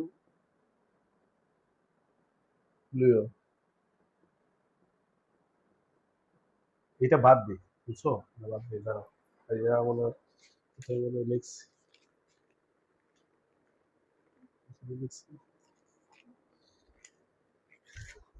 আচ্ছা বাদ দাও, এতটুকু। এক সূত্রবিষ্ট পলিনিউক্লিওটাইড শিকলাকার গঠনকে ডিএনএ বলে। দুই সূত্রবিষ্ট পলিনিউক্লিওটাইডের সর্পিলাকার গঠনকে ডিএনএ বলে। আর ডিএনএ এর মধ্যে থাকে এডেনিন, গুয়ানিন, সাইটোসিন, থায়ামিন। আর আর এর মধ্যে থাকে এডেনিন, গুয়ানিন, সাইটোসিন, ইউরাসিন। ডিএনএ কি তা আণবিক ওজন বেশি, আর এন কি তা আণবিক ওজন কম। আরেকটা দিতে পারে, এটার বলা হয় বংশগতি রাসায়নিক ভিত্তি, এটার বলা হয় ভৌত ভিত্তি। এটা কি তা ভৌত ভিত্তি, এটা কি তা রাসায়নিক ভিত্তি। এটা কি তা বংশগতির রাসায়নিক ভিত্তি। 4 নম্বর কি তা বংশগতির, না আর কিছু না, উদাহরণ দিই, ঠিক আছে? এত এত কিছু দরকার নেই। 4 নম্বর দিয়া ডিএনএ স্ট্রাকচারটা এটা আঁকিয়ে দিও।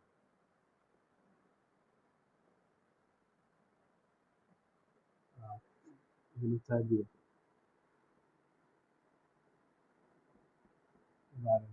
বুঝছো? চিত্র দিও। আর কোনো কিছু না, এই সাইডটা দিলে না, আর কোনো কিছু লাগে? তারপর এটা দিতে পারো, ডিএনএ হইলো বংশগতি রাসায়নিক ভিত্তি, আর আরএনএ হইলো ভৌত ভিত্তি, ঠিক আছে? আরএনএ কি তা ভৌত ভিত্তি। ডিএনএ এর মধ্যে অসংখ্য পলিনিউক্লিওটাইড থাকে, পলিনিউক্লিওটাইডের সংখ্যা বেশি, এখানে নিউক্লিওটাইডের সংখ্যা কম। আরো অনেক কিছু নিজে বানায় নেওয়া যায়, ঠিক আছে? আর কিছু দরকার নেই।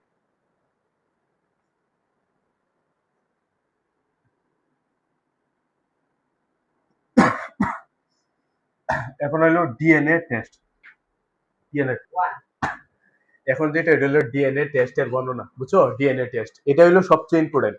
মানে এই টপিকটা ভেরি ভেরি ইম্পর্টেন্ট। এটা অনেকে অনেক ভাবে পড়ায়, কেউ বুঝে না, এন তেন এই সেই, ভাইয়া এটা বুঝি না কিভাবে ডিএনএ। আর ডিএনএ টেস্ট এটা ইম্পর্টেন্ট। দেখো, চুর শনাক্ত করে, ডাকাত শনাক্ত করে, তারপরে মৃত্যু একজন মানুষ মারা গেছে শনাক্ত করে, আগুনে পুড়িয়া গেছে, এখন বুঝতে পারো ওই ছেলেটা কি, কার ছেলে, তার বাবা কি মা কি। এই সবগুলা কিসের মাধ্যমে? ডিএনএ টেস্টের মাধ্যমে নির্ণয় করা। তারপরে তোমরা সিআইডি দেখছো ছোটবেলা থেকে, তাই না? অসংখ্য দেখছো। এখন আসো কিভাবে শনাক্ত করা হয়। জৈব নমুনা বা এটা লিখে রাখছে আগে থেকে যাতে সময় নষ্ট না হয়। জৈব নমুনা সংগ্রহ করে, এটা ফারহান লাগছে, বুঝছো?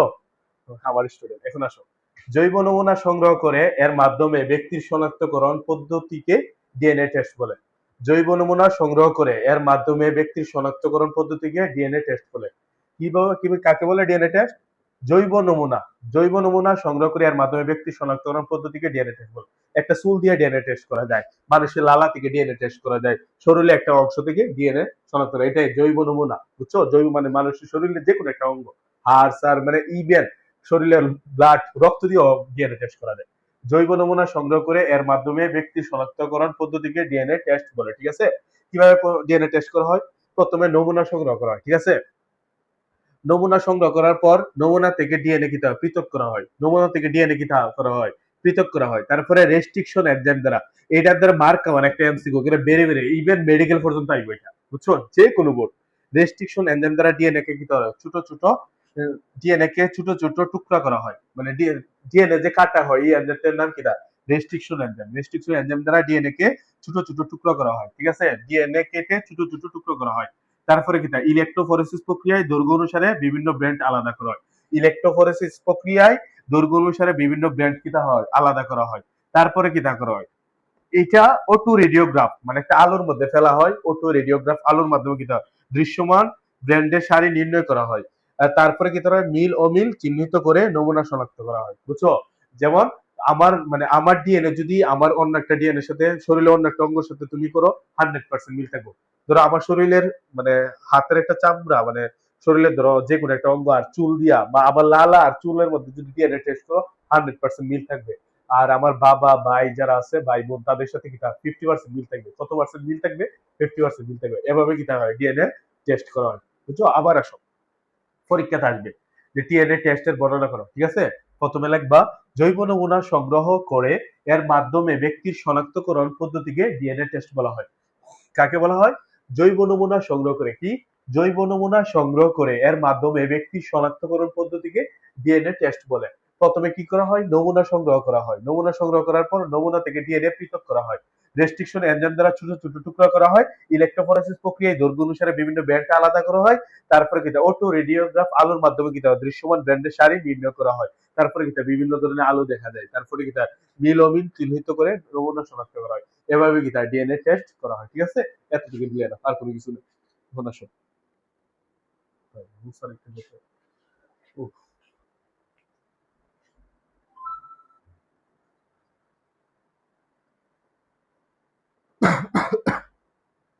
এখন যেটা এগুলো জিন, ভেরি ভেরি ইম্পর্টেন্ট, বুঝছো? এই জিন, জিন, এই জিন বা বংশগতির জনককে বলা হয় মেন্ডেলিফ। মেন্ডেলিফকে কি বলা হয়? বংশগতির জনক বলা হয়, ঠিক আছে না? জিন, জিন মানে ডিএনএর একটি অংশ, ডিএনএর একটি অংশ। জিন কি? তার ডিএনএর একটি অংশ। জিন হলো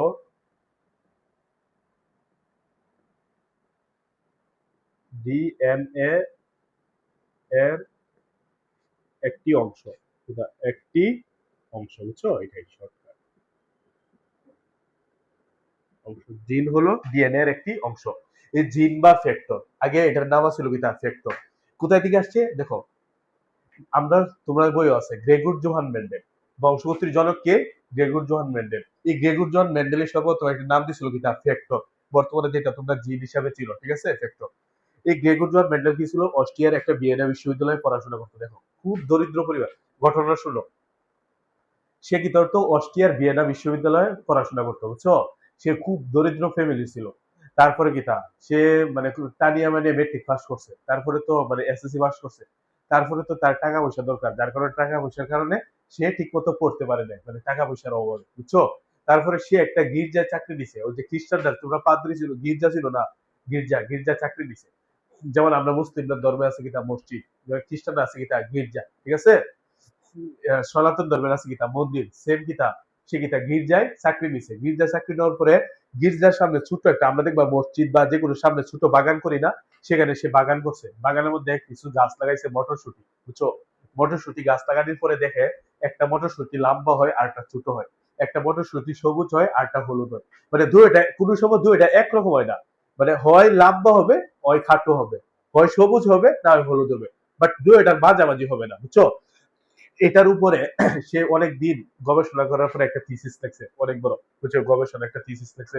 লেখার পরে সে ওইখানে, যে বিজ্ঞানী ওইখানে কিতাব, ওই যে যেখানে তোমার বিজ্ঞানীদের গবেষণা নিয়ে আলোচনা করা ওইখানে নিয়ে জমা দিছে। জমা দেওয়ার পরে যে দিছে পরে যারা আছে গবেষকরা বড় বড়, তারা তার এই যে থিসিসটা এটা দেখার পরে দূর, তার কোনো ডিগ্রি সিগ্রি নাই, কোনো ডিমান্ড নাই, তারা এটা কিতাব ফালাই দিছে।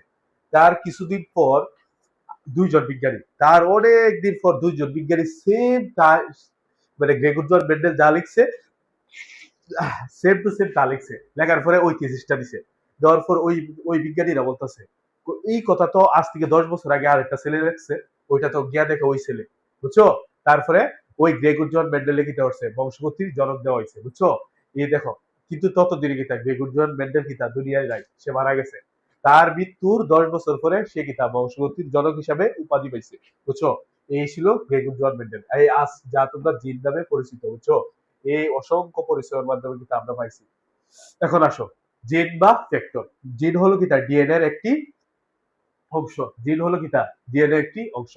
জিন বলতে আমাদের শরীরে অসংখ্য জিন আছে, বুঝছো? জিনের মাধ্যমে তো তোমার বিভিন্ন বৈশিষ্ট্য স্থানান্তরিত হয়। যে জিনের কারণে যে বাবা মার বৈশিষ্ট্য সন্তানের মধ্যে আসে অসংখ্য জিনের মাধ্যমে, বুঝছো?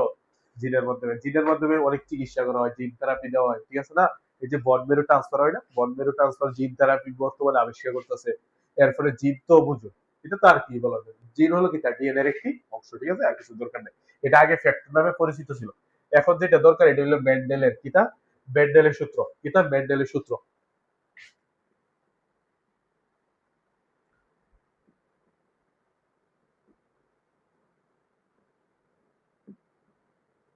মেন্ডেলের সূত্র, মেন্ডেলের সূত্রটা কিতা? 3:1, 3:1, বুঝছো? এটা হলো মেন্ডেলের প্রথম সূত্র। মেন্ডেলের কিতা প্রথম সূত্র। এটার উপরে ব্যতিক্রম আছে তিনটা: অসম্পূর্ণ প্রকটতা, সমপ্রকটতা, এরপরে লিথাল জিন, বুঝছো? অসম্পূর্ণ প্রকটতা এটা তোমার পরীক্ষা করা হয়েছিল কিতা সন্ধ্যা মালতী ফুলের উপর। তারপরে হলো সমপ্রকটতা, এটা বলা হইলো আন্দালুসিয়ান মুরগি। তারপরে লিথাল জিন হলো ইঁদুরের, বুঝছো? এটা হলো মেন্ডেলের এই সূত্র ব্যতিক্রম আছে তিনটা, বুঝছো? এই তিনটা এগুলা নাই তোমরা, তোমরা জাস্ট এটা শুধু মেন্ডেলের সূত্র। 3:1 কিভাবে আসবে ভাইয়া? সুন্দর করে লিখে দিই। এখন এখন টি, এটা ধরো লম্বা, কিতা লম্বা, আর এটা হলো স্মল টি, এটা কিতা খাটো, বুঝছো? এটারে ধরছি কিতা ভাইয়া প্রকট, লম্বাটারে ধরছি কিতা প্রকট। এটা হলো কিতা বাবা বা টি টি,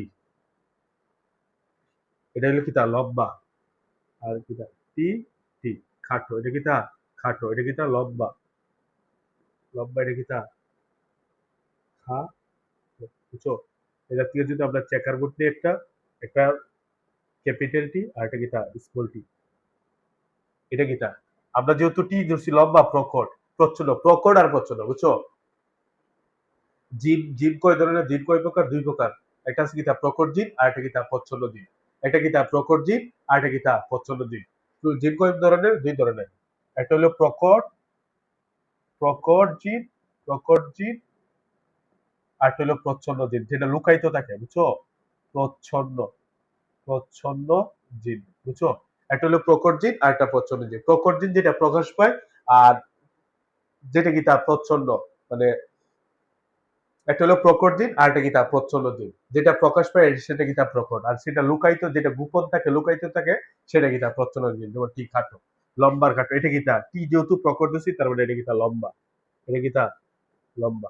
এখন আমরা মেন্ডেলি সূত্র থেকে আমরা লিখতে পারি এটার একটা চেকার বুক লিখবো, টি টি গেলে লিখতে পারি ভাইয়া, টি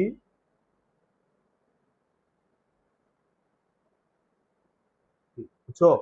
মানে এটার চেকার বোর্ডে করবো, ক্যাপিটাল টি, ক্যাপিটাল টি, বুঝছো? ক্যাপিটাল টি, স্মল টি, আবার কিতা, capital T, small T, small T, small টি, বুঝছো? এটা কিতা লম্বা, এটা কিতা লম্বা, এটাও কিতা লম্বা মানে বাহক, এটাও কিতা লম্বা, লম্বা, এটাও কিতা লম্বা, কারণ ক্যাপিটাল টি তো প্রকট, প্রকট দিছি না, তার মানে লম্বা। এটা কিতা খাটো, এটা কিতা খাটো। এখন দেখো, একটা লম্বা কয়টা, একটা দুইটা তিনটা, খাটো কয়টা একটা, এটা বলা হয় 3:1, বুঝছো? এটাই মেন্ডেলের সূত্র। এটাই এতটুকু লেখলে এরা পরীক্ষার মধ্যে আসে। লম্বা, ঠিক আছে, কিতা প্রচ্ছন্ন, আমরা ধরছি কিতা, একটা হলো ক্যাপিটাল টি, একটা স্মল টি। ক্যাপিটাল টি লম্বা, এটা ধরছি প্রকট। স্মল টি এটা কিতা খাটো। তুমি এটার যদি প্রকট দিতো, তারপরে 3:1 আসতো, বুঝছো? এটারে শুধু ভাইয়া এটা ধরছি দিকে, এটা না ভাইয়া, যদি এটারও ধরি তাহলে 3:1 আসবে। এখন আসো লম্বা, লম্বা নিছি বাবা, লম্বা মা, ধরো দুইটা, ধরো লম্বা খাটো, ঠিক আছে, লম্বা খাটো, লম্বা খাটো, তারপরে কিতা পাইলাম, একটা লম্বা পাইছি, তারপরে কিতা পাইছি লম্বা, ধরো এটা দিলাম বাবা, এটা দিলাম মা, বুঝছো?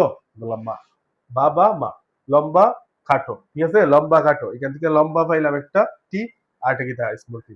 এটা লাগে না লম্বা খাটো, এটা দরকার নেই, এতটুকু দরকার। লম্বা বাবা মা এখন দেখার দরকার নেই। স্মল টি, একটা হলো ক্যাপিটাল টি, স্মল টি, এটা কিতা লম্বা, এটা হলো কিতা প্রথম জিনোটাইপ, বুঝছো? এরপরে ফিনোটাইপ করলার পরে আমি কি দিছি, দুইটার কিতা চেকার বোর্ড আঁকছি। চেকার বোর্ড এমনি দিতে পারো, অথবা তোমরা এমনি দিতে পারো চেকার বোর্ড, বুঝছো? এমনি দিতে পারো চেকার বোর্ড, চেকার বোর্ড এই যে এমনি দিতে পারো। এটা হলো বাবা, এটা হলো মা, বুঝছো? Small T, capital T, small টি, মানে ক্যাপিটাল টি, স্মল টি, টি টি, টি টি, আর এটা কিতা টি টি, এটা কিতা টি টি, আর এটা কিতা স্মল টি, স্মল টি, এমনি দিতে পারো, বুঝছো? এই চেকার বোর্ডও দিতে পারো, এটাও দিতে পারো, বাট এটা ইন্টারমিডিয়েট গে পাইবা, তোমরা এটা দিলে না, বুঝছো? এটা লাগতো না, তোমরা যেটা ভালো লাগে ওইটা দিও, ঠিক আছে? এখন আসো লম্বা, টি ধরছি লম্বা, টি হলো খাটো, টি লম্বা, ক্যাপিটাল টি কিতা লম্বা, এটা কিতা খাটো, দুইটা চেকার বোর্ড করার পরে পাইছি কিতা লম্বা। এটারে কিতা করছি প্রথম, এটারে আমি এখন চেকার বোর্ড আঁকছি, চেকার বোর্ডের মধ্যে কিতা, এটা কিতা লম্বা, এটা কিতা দুইটা কিতা, এটাও লম্বা, এটাও কিতা লম্বা, বাট এখানে দেখো লম্বা হইলে কিতা, এটার মধ্যে প্রচ্ছন্ন টি আছে, প্রচ্ছন্ন টি আছে, দুইটার চেকার বোর্ড করার পরে লম্বা, capital T, capital double T, ঠিক আছে, টি বড় হাতের T, T T, capital T, capital T, capital T, small T, capital T, small T, small T, small T, এটা কি তা কাটো, কারণ এটা পছন্দ, এটা কি তা কাটো, এটাই কি তা 3:1, এভাবে কি তা 3:1, এই পরীক্ষাতে এটা জাস্ট এতটুকু লিখিয়া, এটা কি তা মেন্ডেলের প্রথম সূত্র, ঠিক আছে, এটা কি তা মেন্ডেলের প্রথম সূত্র, অথবা তুমি এটারে ভাইয়া এইভাবে দেখাইতে পারো। আর দরকার নাই তো, আর দরকার নাই, এটাই না, আর কোনো কিছু না। এখন মেন্ডেলের প্রথম সূত্র, ঠিক আছে, এরপর হলো বর্ণান্ধতা। এখন কিতা, এরপরে কিতা বর্ণান্ধতা, কিতা বর্ণান্ধতা, এখন যেটা ইম্পর্টেন্ট, বর্ণান্ধতা, বুঝছো? বর্ণান্ধতা, বর্ণান্ধতা কাকে বলে? মানে নির্দিষ্ট রং বুঝতে চিনতে না পারা কাকে বর্ণান্ধতা বলে। মানে নির্দিষ্ট বর্ণের পার্থক্য বুঝতে না পারাকে বর্ণান্ধতা বলে। নির্দিষ্ট বর্ণের পার্থক্য বুঝতে না পারাকে বর্ণান্ধতা বলে। বর্ণান্ধতা কাকে বলে? নির্দিষ্ট বর্ণের পার্থক্য বুঝতে না পারাকে বর্ণান্ধতা বলে। মানুষের চোখের মধ্যে একটা আছে পিগমেন্ট, বুঝছো? এই পিগমেন্টের অভাব হলে মানুষের কিতা এই বর্ণান্ধতা রূপ দেখা দেয়। মানুষের শরীরে কিতা পিগমেন্ট থাকে, পিগমেন্টের চোখের স্নায়ুকোষের মধ্যে কি থাকে পিগমেন্ট, এই পিগমেন্টের অভাব হলে এই বর্ণান্ধতা দেখা দেয়। বর্ণান্ধতা বলতে যে বিভিন্ন রং শনাক্ত করতে পারে না, লাল লাল সবুজ এগুলা শনাক্ত করতে পারে না। বিশেষ করে এটা ছেলেদের হয়, মেয়েদের হয় না। বিশেষ করে এটা কি কাদের হয়? ছেলেদের হয়, মেয়েদের হয় না। এটা বিশেষ করে এই যে ইউরোপের কান্ট্রি যত ছেলে আছে না, তাদের এই বর্ণান্ধতা রূপ দেখা যায়। বর্ণান্ধতা কাকে বলে? নির্দিষ্ট বর্ণের রং বুঝতে না পারাকে বর্ণান্ধতা বলা হয়।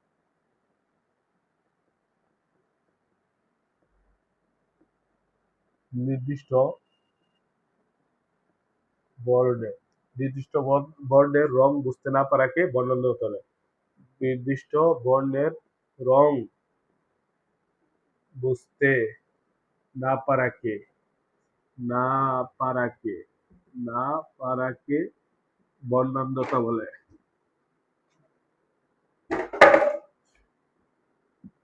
বর্ণান্ধতা বলে, ঠিক আছে। বর্ণান্ধতা কেন হয়? মানুষের স্নায়ু কোষের মধ্যে এক ধরনের পিগমেন্ট থাকে। চোখের চোখের যে কোণ, একটা হলো চোখের মধ্যে কোণ আছে, একটা হলো রড সেল, একটা কোণ সেল। যে কোণ সেলের মধ্যে চোখের যে কোণ কোষ আছে, কোণ কোষের স্নায়ু, চোখের স্নায়ু কোষের একবার স্নায়ু কোষের মানে একটু ত্রুটির কারণে ভিডিওটা ডিলেট হয়েছে। এখন দেখো, বর্ণান্ধতা নির্দিষ্ট বর্ণের রং বুঝতে না পারাকে বর্ণান্ধতা বলে, ঠিক আছে। এটা কিসের জন্য হয়? চোখের স্নায়ু কোষের মধ্যে একটা আছে পিগমেন্টের অভাবে হয়, বুঝছো। বর্ণান্ধতা হইলো কালার মানে কালার ব্লাইন্ডনেস, মানে অনেকে রং চিনতে পারে না, দেখবা লাল সবুজ শনাক্ত করতে পারে না, কোনটা লাল কোনটা নীল। তারপরে অনেক, বুঝছো, এটাই কালার ব্লাইন্ড। বিশেষ করে এটা ইউরোপের মানুষ আছে না, তাদের হয়। আর বিশেষ করে এটা ছেলেদের হয়, কারণ ছেলেদের তো থাকে কিটা এক্স ওয়াই, বুঝছো, আর মেয়েদের থাকে এটা এক্স এক্স। যার কারণে মেয়েদের হইতে কিটা ব্যাকআপ হিসাবে এক্স আছে, যার কারণে তাদের হয় কম। বাট ছেলেদের কিটা শুধু একটা এক্স, যার কারণে ছেলেদের বেশি হয় বর্ণান্ধতা, বুঝছো। এখন আসো, মেয়েদের ক্ষেত্রে ভাইয়া বলছি কিটা এক্স এক্স। এক্স এক্স থাকলে কিটা হয় এক্স এক্স হবে, হয় এক্স সি এক্স হবে, অথবা কিটা এক্স সি এক্স সি। কেন? এক্স এক্স হইলে কিটা বিশুদ্ধ বালু, কিটা বিশুদ্ধ বালু। আর যদি এক্স সি এক্স হইলে কিটা বাহক, মানে আছে, বাট ব্যাকআপ হিসেবে এক্স আছে দিকা, তার মানে কিটা ওই মেয়েটার মধ্যে বাহক মানে গোপন অবস্থায় আছে। বাট ওইটা কিটা তার ছেলে মেয়ে হইলে ওইটা মানে ছেলে মেয়ের মধ্যে কিটা প্রকাশ পাইব। আবার দেখো, যে মেয়ের মধ্যে শুধু এক্স সি দুইটাই যদি এক্স সি থাকে, তাহলে সেই মেয়েটা কিটা ফুল বর্ণান্ধতা, বুঝছো। এখন আসো, আর ছেলেদের ক্ষেত্রে শুধু দুইটা কন্ডিশন হয়, হয় এক্স ওয়াই হবে বিশুদ্ধ, আর না হয় এক্স সি ওয়াই হবে, হয় বর্ণান্ধতা হবে আর না হয় বিশুদ্ধ হবে। এখন আসো, এটা কোথায় হয়? চোখের কোন সেলের মধ্যে। চোখের কোথায় হয়? কোন সেলের মধ্যে। আমাদের চোখের মধ্যে সেল আছে, ওইটা সেল মানে কোষ। চোখের কোষ আছে কয়টা? দুইটা, একটা হইলো তোমার রড সেল আর একটা হইলো কোন সেল। এই যে রড সেল, বুঝছো, যেটা লম্বা লম্বা, আর একটা কোন সেল মানে শুধু কোন থাকে, বুঝছো। দেখবা দিনের বেলা তোমরা চলাফেরা করো না, দিনের মধ্যে এটা এটা হইলো রড সেল। দিনের মধ্যে যে তোমরা দেখো এটা কি তা রড সেল। আর রাতে যেই ছেলে দেখো এটা হলো কোন সেল, রাতে যে দেখো এটা কি কোন সেল। দেখবা তোমরা তো রাতকানা রোগীর নাম শুনছো, ঠিক আছে না? রাতকানা রোগীরা দেখবা দিনে ঠিকই দেখে, তাদের তো চোখ আছে। তোমরা প্রশ্ন হয় না যে ভাইয়া রাতকানা রোগীরা দিনও দেখে রাত্রে দেখে না? রাত্রেও তো চোখ থাকে, বাট দেখে না কেন? কেন জানো? তাদের এই কোন সেলটা নষ্ট থাকে। কোন সেলটা কি তা নষ্ট থাকে, ভিটামিনের অভাবে এই কোন সেলটা নষ্ট হয়ে যায়, বুঝছো। এই কারণে তারা রাত্রে দেখতে পারে না। তোমরা এটা প্রমাণ করবা, হঠাৎ রোদে আসে না, মানে বিশাল রোদ তিগা হঠাৎ ঘরের মধ্যে আসার পরে দেখবা কিছুটা অন্ধকার লাগে, কেন জানো? মানে ওই রড সেল কোন সেলে পরিবর্তন হইতে গেলে কিছুটা সময় লাগে, যার কারণে রোদ তিগা যখন ঘরে আসো হঠাৎ, তখন কিছুটা কিটা অন্ধকার লাগে। তারপর কিছুক্ষণ পরে দেখবা ঠিক হয়ে যাবা, তখন এই কোন সেল কাজ করে, বুঝছো। এখন যে আমি রাত্রে দেখতেছি এটা কোন সেলের মাধ্যমে, বুঝছো। আর দিনের বেলা দেখি কিটা রড সেল, বুঝছো। এই কোন সেলের মধ্যে একটা আছে চোখের স্নায়ু কোষের মধ্যে কিতা পিগমেন্ট আছে, এই কোন সেলের মধ্যে কিতা পিগমেন্টের অভাবে কিতা হয় এই বর্ণান্ধতা হয়। বিশেষ করে ইউরোপ কান্ট্রির মানুষের এই রোগটা হয়। এই রোগটা কিতা বর্ণান্ধতা মানে কিতা বিভিন্ন ধরনের রং বুঝতে না পারা, মানে লাল সবুজ হলুদ নীল একটা আরেকটা কিতা শনাক্ত না করতে পারা, ঠিক আছে। আর মেয়েদের মধ্যে কি থাকে এক্স এক্স, ছেলেদের কি থাকে এক্স ওয়াই। মেয়েদের হয় এক্স এক্স হইবে বিশুদ্ধ, আর নাহলে এক্স সি এক্স বাহক, আর নাহলে এক্স সি এক্স সি মানে বর্ণান্ধতা। আর ছেলেদের হয় বিশুদ্ধতা, নাই হয় বর্ণান্ধতা, বুঝছো। দেখো, এতটুকুই। আর বর্ণান্ধতা, তারপরে গীতা ভাই বলছি থ্যালাসিমিয়া, এটা ভেরি ভেরি ইম্পর্টেন্ট একটা, থ্যালাসেমিয়া। মুসুরিয়াটা কয়। এখন আসো থ্যালাসেমিয়া, নাম কিতা? থ্যালাসেমিয়া, এইটাই সবচেয়ে বড় ইম্পর্টেন্ট, বুঝছো। এটা হলো জিনগত সমস্যা, থ্যালাসেমিয়া, এইটাই সবচেয়ে দরকার। থ্যালাসেমিয়া, এই থ্যালাসেমিয়া হয় বাবা মার কারণে, বুঝছো। যদি বাবা মা উভয় যদি থ্যালাসেমিয়া আক্রান্ত হয়, আর তাদের হিসেবে যদি বাহক থাকে, সন্তানের মধ্যে প্রকাশ পাইবে, বুঝছো। আর এই থ্যালাসেমিয়া যদি বাবা মা উভয়ের কাছ থেকে আসে, তাহলে এটা হলো থ্যালাসেমিয়া মেজর। তাহলে কি তা থ্যালাসেমিয়া মেজর। আর একটা আছে, যদি বাবা মা যদি যে কোনো একজন যদি বাহক থাকে, একজন থেকে আসে, এটা বলা হয় থ্যালাসেমিয়া মাইনর। থ্যালাসেমিয়া মাইনর তেমন বিপদ নাই, বাট থ্যালাসেমিয়া মেজর কি তা অনেক বিপদ। এখন আসো আগে বুঝো থ্যালাসেমিয়াটা কি। থ্যালাসেমিয়া এটা হলো একটা জিনগত রোগ, বুঝছো, যেটা পিতামাতা থেকে সন্তানের মধ্যে আসে। এটা হলো লোহিত রক্তকণিকার মধ্যে আছে না, মানে লোহিত রক্তকণিকা তৈরি হয় না, বুঝছো। এই রক্তের মধ্যে যে লোহিত রক্তকণিকা এটা তৈরি হয় না কেন জানো? এই যে তারা যে বন মেরু আছে না, বন মেরু গুলা, এই হাড় আছে না, হাড় থেকে রক্ত তৈরি হয় না, বুঝছো, এটা। আর এই থ্যালাসিমিয়া আছে দুই ধরনের, একটা হলো আলফা থ্যালাসিমিয়া আর একটা হলো বিটা থ্যালাসিমিয়া। যদি আলফা রক্তের লোহিত রক্তকণিকার মধ্যে আলফা কোষের মধ্যে যদি মানে আলফা গ্লোবিউলের মধ্যে যদি সমস্যা হয়, সেটারে বলা হয় আলফা থ্যালাসিমিয়া। আর যদি বিটা গ্লোবিউলের মধ্যে সমস্যা হয়, এটারে বলা হয় বিটা থ্যালাসিমিয়া। বিটা থ্যালাসিমিয়ার আরেকটা নাম হলো কুনির থ্যালাসিমিয়া।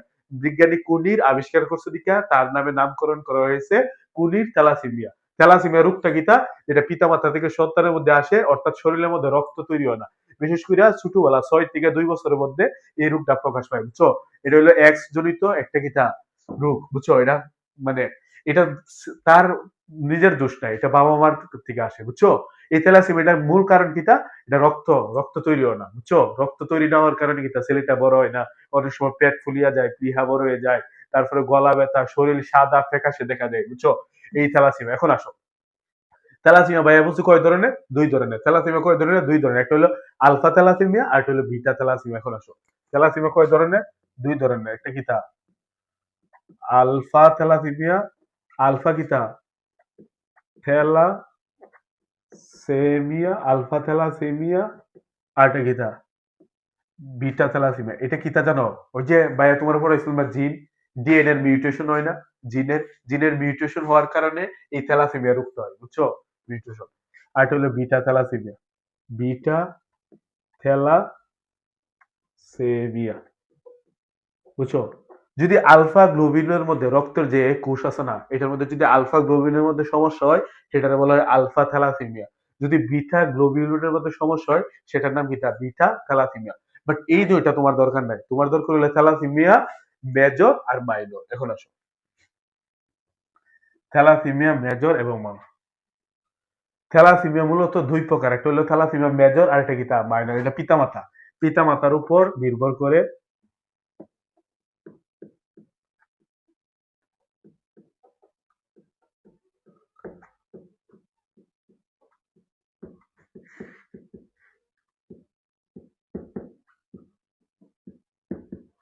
বুঝছো, পিতামাতার উপর নির্ভর করে থ্যালাসেমিয়া দুই ধরনের, একটা হলো থ্যালাসেমিয়া মাইনর। থেলা ভাইয়া মুখে বলে দিচ্ছি, একটু শুনিয়া রাখো।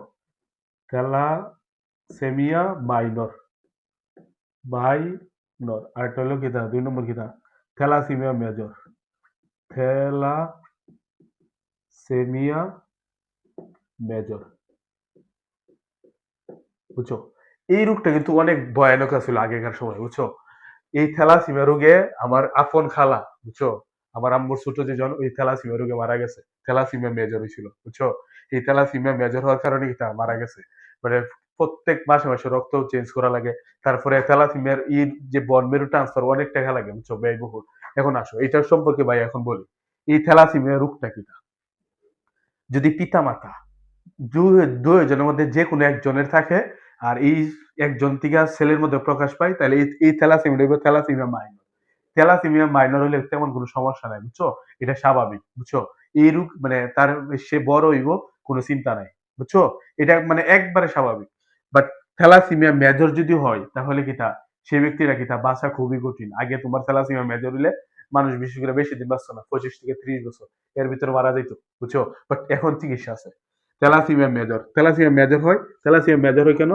পিতা এবং মাতা, বাবা এবং মা, বাবা প্লাস মা, যদি উভয়ের মধ্যে এই জিনটা থাকে, উভয়ের কাছ থেকে যদি সন্তানের মধ্যে আসে, তাহলে কি তা থ্যালাসেমিয়া মেজর হবে। আর থ্যালাসেমিয়া মাইনর কি তা বাবা মা যে কোনো একজন। আর থ্যালাসেমিয়া মেজর কি তা বাবা মা যদি উভয় কি তা থ্যালাসেমিয়ার বাহক থাকে, সন্তানের মধ্যে আসে, তাহলে থ্যালাসেমিয়া মেজর হবে। থ্যালাসেমিয়া মেজর হইলে কি তা ওই রোগী বাঁচে না। মানে রক্তের মধ্যে হিমোগ্লোবিন আছে না, হিমোগ্লোবিনের মাত্রা কমে থাকে সবসময়। ওই ছেলে বড় হইতো না, বা এত বসি পেট ফুলিয়া যাইব। তারপরে ওই থ্যালাসেমিয়া মেজর হইলে জানো কি তা 3 থেকে 4 সপ্তাহ পর পর রক্ত দেওয়া লাগে, প্রত্যেকবার 3 থেকে 4 মাস পর পর রক্ত দেওয়া লাগে। আর এটার চিকিৎসা কিতা, এটার একবারে স্থায়ী চিকিৎসা হলো বন মেরু ট্রান্সফার। এটা অনেক ব্যয়বহুল, প্রায় 20 থেকে 25 লাখ টাকা লাগে, যার কারণে অনেক পারে না, বুঝছো। Thalassaemia major. তারপরে এটার আরেকটা রোগ হলো, এটা এই রোগীরে কোনো সময় আয়রন দেওয়া যেত না, কারণ রক্তের মধ্যে আয়রন দেখলে রক্তে কিতা ওই রোগী সমস্যা হয়, আয়রন নিষেধ। তারপরে এটার আরেকটা আছে জিন থেরাপি আছে, বুঝছো? জিন থেরাপি আছে, অনেক কিছু আছে, বাট এটার মেন চিকিৎসা কিটা জানো? বন মেরু ট্রান্সফার। এটাই একবারে স্থায়ী চিকিৎসা, তাছাড়া কোনো চিকিৎসা। বন মেরু ট্রান্সফার করতে গেলে আবার কিতা লাগে? ভাই বোন লাগে, ভাই বোনের সাথে মিলা লাগে। ভাই অথবা বোন যদি ডোনার থাকে তাহলে থ্যালাসেমিয়ার মধ্যে কিতা বন মেরু ট্রান্সফার করা যায়। আর এই থ্যালাসেমিয়া রোগী লাগে মানুষ বাঁচতো না, বাট এখন বাঁচে। 3 থেকে 4 সপ্তাহ পর পর কন্টিনিউ রক্ত দিলে ছেলেটা স্বাভাবিক, মানে জীবনযাপন করতে পারবো। প্রায় 60 থেকে 70 বছর যেভাবে মানুষ বাঁচে সেভাবে বাঁচতে পারবো। বাট এই থ্যালাসেমিয়াটা আগে ছিল ভয়ানক। থ্যালাসেমিয়াটা কোথায় হয়? রক্তের মধ্যে। রক্তের মধ্যে লোহিত রক্ত কণিকা তৈরি হয় না, বুঝছো? যে হাড়ের থেকে যে লোহিত রক্ত কণিকা সেটা তৈরি হয় না, বুঝছো? এই কারণে বন মেরু ট্রান্সফার করতে হয়। এটাই মূলত থ্যালাসেমিয়া। এখন আসো, থ্যালাসেমিয়া। এখন ভাইয়া একটা ইয়া দেখি, চেকার বোর্ড দেখি, আর লেখায় চেকার বোর্ড লিখি। ধরো আর, ধরো এটা হলো থ্যালাসেমিয়া, বুঝছো? থ্যালাসেমিয়া, বুঝছো? আর এটা কি তা? এটাকে ধরি, ভাইয়া লিখছিলাম 12। ধরো এটারে ভালো ধরি, ধরো এটারও ধরি ভালো, বুঝছো? আর এটারে ধরি ভালো, ঠিক আছে? আর এটারে ধরি থ্যালাসেমিয়া, এটারে ধরি কিনা থ্যালাসেমিয়া, বুঝছো? এই দুইটার মধ্যে চেকার বুট করি, চেকার বুট করি কিটা আর আর আর এটা কিটা আর আর আর আর এরপর কিটা আর প্রথমটা কিটা আর ধ্যাৎ, এটা থ্যালাসেমিয়া। এরপর কিটা আর পরেরটা কোথায়? শিট, একটা দুই জায়গা দিলাইছি। আরটা হলো গীতা আর আর এরপর এটা গীতা, যেভাবে তোমরা ওই যে সম্ভাবনার অঙ্ক করো, আর আর দেখো ভাইয়া কিন্তু এ আর আগে দিতে পারা, বাট না, আগে বড় আর দিব, ঠিক আছে? আর তারপর এটা গীতা আর এগুলা গীতা আর হইলে গীতা ভালো, এটা গীতা ভালো, এটা গীতা ভালো, ছেলেটা গীতা হইবে ভালো হবে। আর এটা গীতা, এটাও গীতা। ভাইয়া বলছি গীতা আর হইলে গীতা ভালো, আর হলে গীতা থ্যালাসেমিয়া, আর হলে গীতা থ্যালাসেমিয়া, আর হলে গীতা এগুলা বাহক, এগুলা গীতা বাহক, এগুলা গীতা বাহক, বাহক মানে ভালো, এটা গীতা ভালো। আর এটা গীতা থ্যালাসেমিয়া, বুঝছো? থ্যালাসেমিয়া এটা গীতা 3:1। যদি বাবা মা দুইজনের মধ্যে যদি থ্যালাসেমিয়া থাকে, যে কোনো একজন গীতা, 4টা সন্তানের মধ্যে যে কোনো একজন সন্তান গীতা থ্যালাসেমিয়া রোগে আক্রান্ত হইতে পারে, ঠিক আছে? এটা হলো 3:2, এটাই মেন্ডেলের সূত্র। মেন্ডেলের সূত্র, প্রথম সূত্র দিয়ে সবকিছু ইয়া করা যায়, বুঝছো? মেন্ডেলের তো প্রথম সূত্র ব্যতিক্রম, তো ভাইয়া বলছিলাম কিটা অসম্পূর্ণ প্রকটতা, সমপ্রকটতা এগুলা নাই, ইন্টারে আছে। আরেকটা হলো তোমার লিথাল জিন। অসম্পূর্ণ প্রকটতা তোমার এই যে সন্ধ্যা মালতী ফুল আছে না, ওইটা দিয়া বিজ্ঞানী মেন্ডেলিক প্রমাণ করছে। তারপরে হইলো সমপ্রকট হইলো তোমার ওই যে আন্দালুসিয়ার মুরগি আছে না, ওইটার মধ্যে ওইটা উদাহরণ। এরপরে হইলো লিথাল জিন হলো ইঁদুর, ইঁদুর মারা যায়, বুঝছো? মৃত ইঁদুর, মানে একটা ইঁদুর মারা যায়। তোমরা এখন না ইন্টারে গিয়ে পাইবা, ঠিক আছে? এখন যা শুনিয়ে রাখো, এটা হলো 3:1। যদি আর যদি ভালো থাকে, আর যদি ভালো থ্যালাসেমিয়া, আর কিতা আর দিলাম ভালো, আর দিলাম কিতা থ্যালাসেমিয়া। এখন হইলো বাবা মা, এটা কিতা বাবা মা, এটা ধরো বাবা, বুঝছো? মা, দুইজনের মধ্যে চেকার বুট করলে তুই যে 3টা ভালো সন্তান হইব। এটা বাহক মানে ভালো, বাহক মানে তো বুঝো, মানে আছে, এটা লুকায়িত, এটা হলো বিশুদ্ধ ভালো, বুঝছো? এই এই তার গর্তে, এই সন্তানের গর্তে আর কোনো সময় থ্যালাসেমিয়া রোগে আক্রান্ত হইতো না। বাট এই বাহক গুলার থেকে, বাহক কিন্তু ভালো, বাট তার প্রজন্মের মধ্যে কিতা থ্যালাসেমিয়া রোগ হওয়ার সম্ভাবনা আছে। আর এটা কিতা ডাইরেক্ট সরাসরি থ্যালাসেমিয়া, ডাবল আর থ্যালাসেমিয়া, এটা কিতা থ্যালাসেমিয়া, এটার বাইরে ধরছি প্রকট, এটা ধরছি কিতা প্রকট, এটা ধরছি কিতা প্রকট, ঠিক আছে? এখন আসো থ্যালাসেমিয়া, এই তার বাইরে আর থ্যালাসেমিয়া কোনো কিছু নাই। আচ্ছা, আর থ্যালাসেমিয়া সম্পর্কে আরো কিছু জানতে চাইলে ইন্টারনেট ঘাটাঘাটি করবো, আর তেমন কিছু নাই থ্যালাসেমিয়া, বুঝছো? থ্যালাসেমিয়া মাইনর হলে কোনো সমস্যা নাই, বাট মেজর হইলে অনেক সমস্যা ওই রোগী, বুঝছো? এখন আসলো এক্স ক্রোমোজোম, বুঝছো? এক্স ক্রোমোজোম,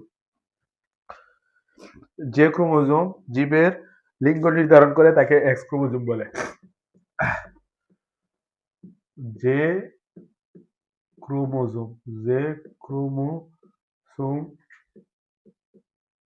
জীবের লিঙ্গ নির্ধারণ করে, লিঙ্গ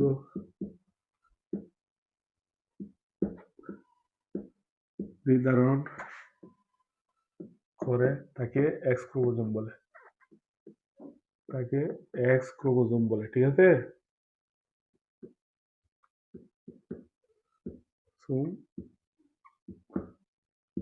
বলে বুঝো। যেমন মেয়ে, মেয়ের মধ্যে কি থাকে? Double x. ঠিক আছে, ডাবল এক্স। আর ছেলে, এটা ছেলে, ছেলের মধ্যে কি থাকে? একটা এক্স, একটা ওয়াই। বুঝছো? এটা এক্স। অতএব মেয়ে এবং ছেলের মধ্যে সন্তান হওয়ার কিতা এখন চেকার বোর্ড দেখি আমরা কি কি হবে। এক্স এক্স, বুঝছো? এটা এক্স ওয়াই, এরপর কিতা আবার এক্স এক্স এক্স ওয়াই। বুঝছো? এখন এটা কিতা? মেয়ে, মেয়ে দেখিতা ছেলে। ডাবল এক্স থাকলে মেয়ে আর এক্স ওয়াই থাকলে কিতা? ছেলে। এটা কিতা? মেয়ে, কিতা? ছেলে। ঠিক আছে, যদি বাবা মা, ধরো মেয়ে, বাবা মা থাকলে মেয়ে হইতে পারে কিতা? টু। এটা কিতা? 2:2, 2:2। বুঝছো? মেয়ে হইতে পারে দুইজন অথবা ছেলে হইতে পারে দুইজন। বুঝছো? মেয়ে হইতে পারে দুইজন অথবা কিতা? ছেলে হইতে পারে দুইজন। 50-50। কত? এক কথা 50%। কিতা? 50%। মেয়ে অথবা ছেলে হওয়ার সম্ভাবনা কত? 50%। মেয়ে অথবা ছেলে হওয়ার সম্ভাবনা কত? 50%। ঠিক আছে, এটার বলা হয় কিতা? X chromosome. এটার বলা হয় কিতা? X chromosome. এক্স ক্রোমোজোম বলা হয়। বুঝছো? এটা কিতা? যে ক্রোমোজোম জীবের লিঙ্গ নির্ধারণ করে তাকে এক্স ক্রোমোজোম বলে। ঠিক আছে, মেয়ে অথবা ছেলে, মেয়ে অথবা কিতা ছেলে। মেয়ের মধ্যে কাতে থাকে কিতা? Double x. আর ছেলের মধ্যে কিতা? শুধু থাকে এক্স ওয়াই। আর যদি এটাকে চেকার বুট করি, মেয়ে হবে হয় ছেলে, মেয়ে ছেলে, অর্থাৎ 50%, অর্থাৎ কিতা? 50%। তারপর হইলো বিবর্তন। এই যে ডারউইনের মতবাদ অনুযায়ী যে বিবর্তন, বুঝছো? ডারউইনের মতবাদ অনুযায়ী যে বিবর্তন তোমরা পড়ছো না? বিবর্তন, এই যে দেখো, বিবর্তন শব্দটা ইসলামিক দৃষ্টিতে দেখো অনেকভাবে দেখা যায়। বাট দেখো, আদম আলাইসালাম ছিল 60টা, বাট আমরা কয়া? আমরা তো ছোট। এরপরে দেখো, এইটা তোমার কিতা থেকে আসছে? দেখো, বিভিন্ন এমোনিয়া, এই বিজ্ঞানীরা যে প্রমাণ করছে, বিজ্ঞানী এই বিভিন্ন এমোনিয়া সেমোনিয়া, বুঝছো? এগুলার থেকে কি হয়? বিভিন্ন ভাইরাস ব্যাকটেরিয়া দিয়ে উদ্ভিদ প্রাণী তৈরি হয়েছে। বুঝছো? এটা বাট আমরা তো কোরআন শরীফে পাইছি যে আল্লাহ তাআলা আমরা সৃষ্টি করছে। বুঝছো? এটা আছে, তোমরা তোমরা নিজের ভাষায় কইরা নিও। বিবর্তনের যা কিছু আছে এই অধ্যায়ে সামারাইজ পুরাটাই। বুঝছো? ভাইয়া সবগুলো দেখাই দিচ্ছি। বংশগতি দেখাইছি, ক্রোমোজোম দেখাইছি, ডিএনএ আর এনএ, ডিএনএ রাসায়নিক গঠন, ডিএনএ অনুলিপন, ডিএনএ আর এর পার্থক্য, ডিএনএ টেস্ট, জিন, মেন্ডেলের সূত্র, বর্ণান্ধতা, থ্যালাসিমিয়া, এক্স ক্রোমোজোম বিবর্তন, সবকিছু দেখাইছি। তারপরে যদি কোনো একটা টপিক থাকে ভাইয়ার কমেন্টে জানাইবা। আর দেখা হইবে কোনো একটা নেক্সট ক্লাসে। ওকে, আল্লাহ হাফেজ।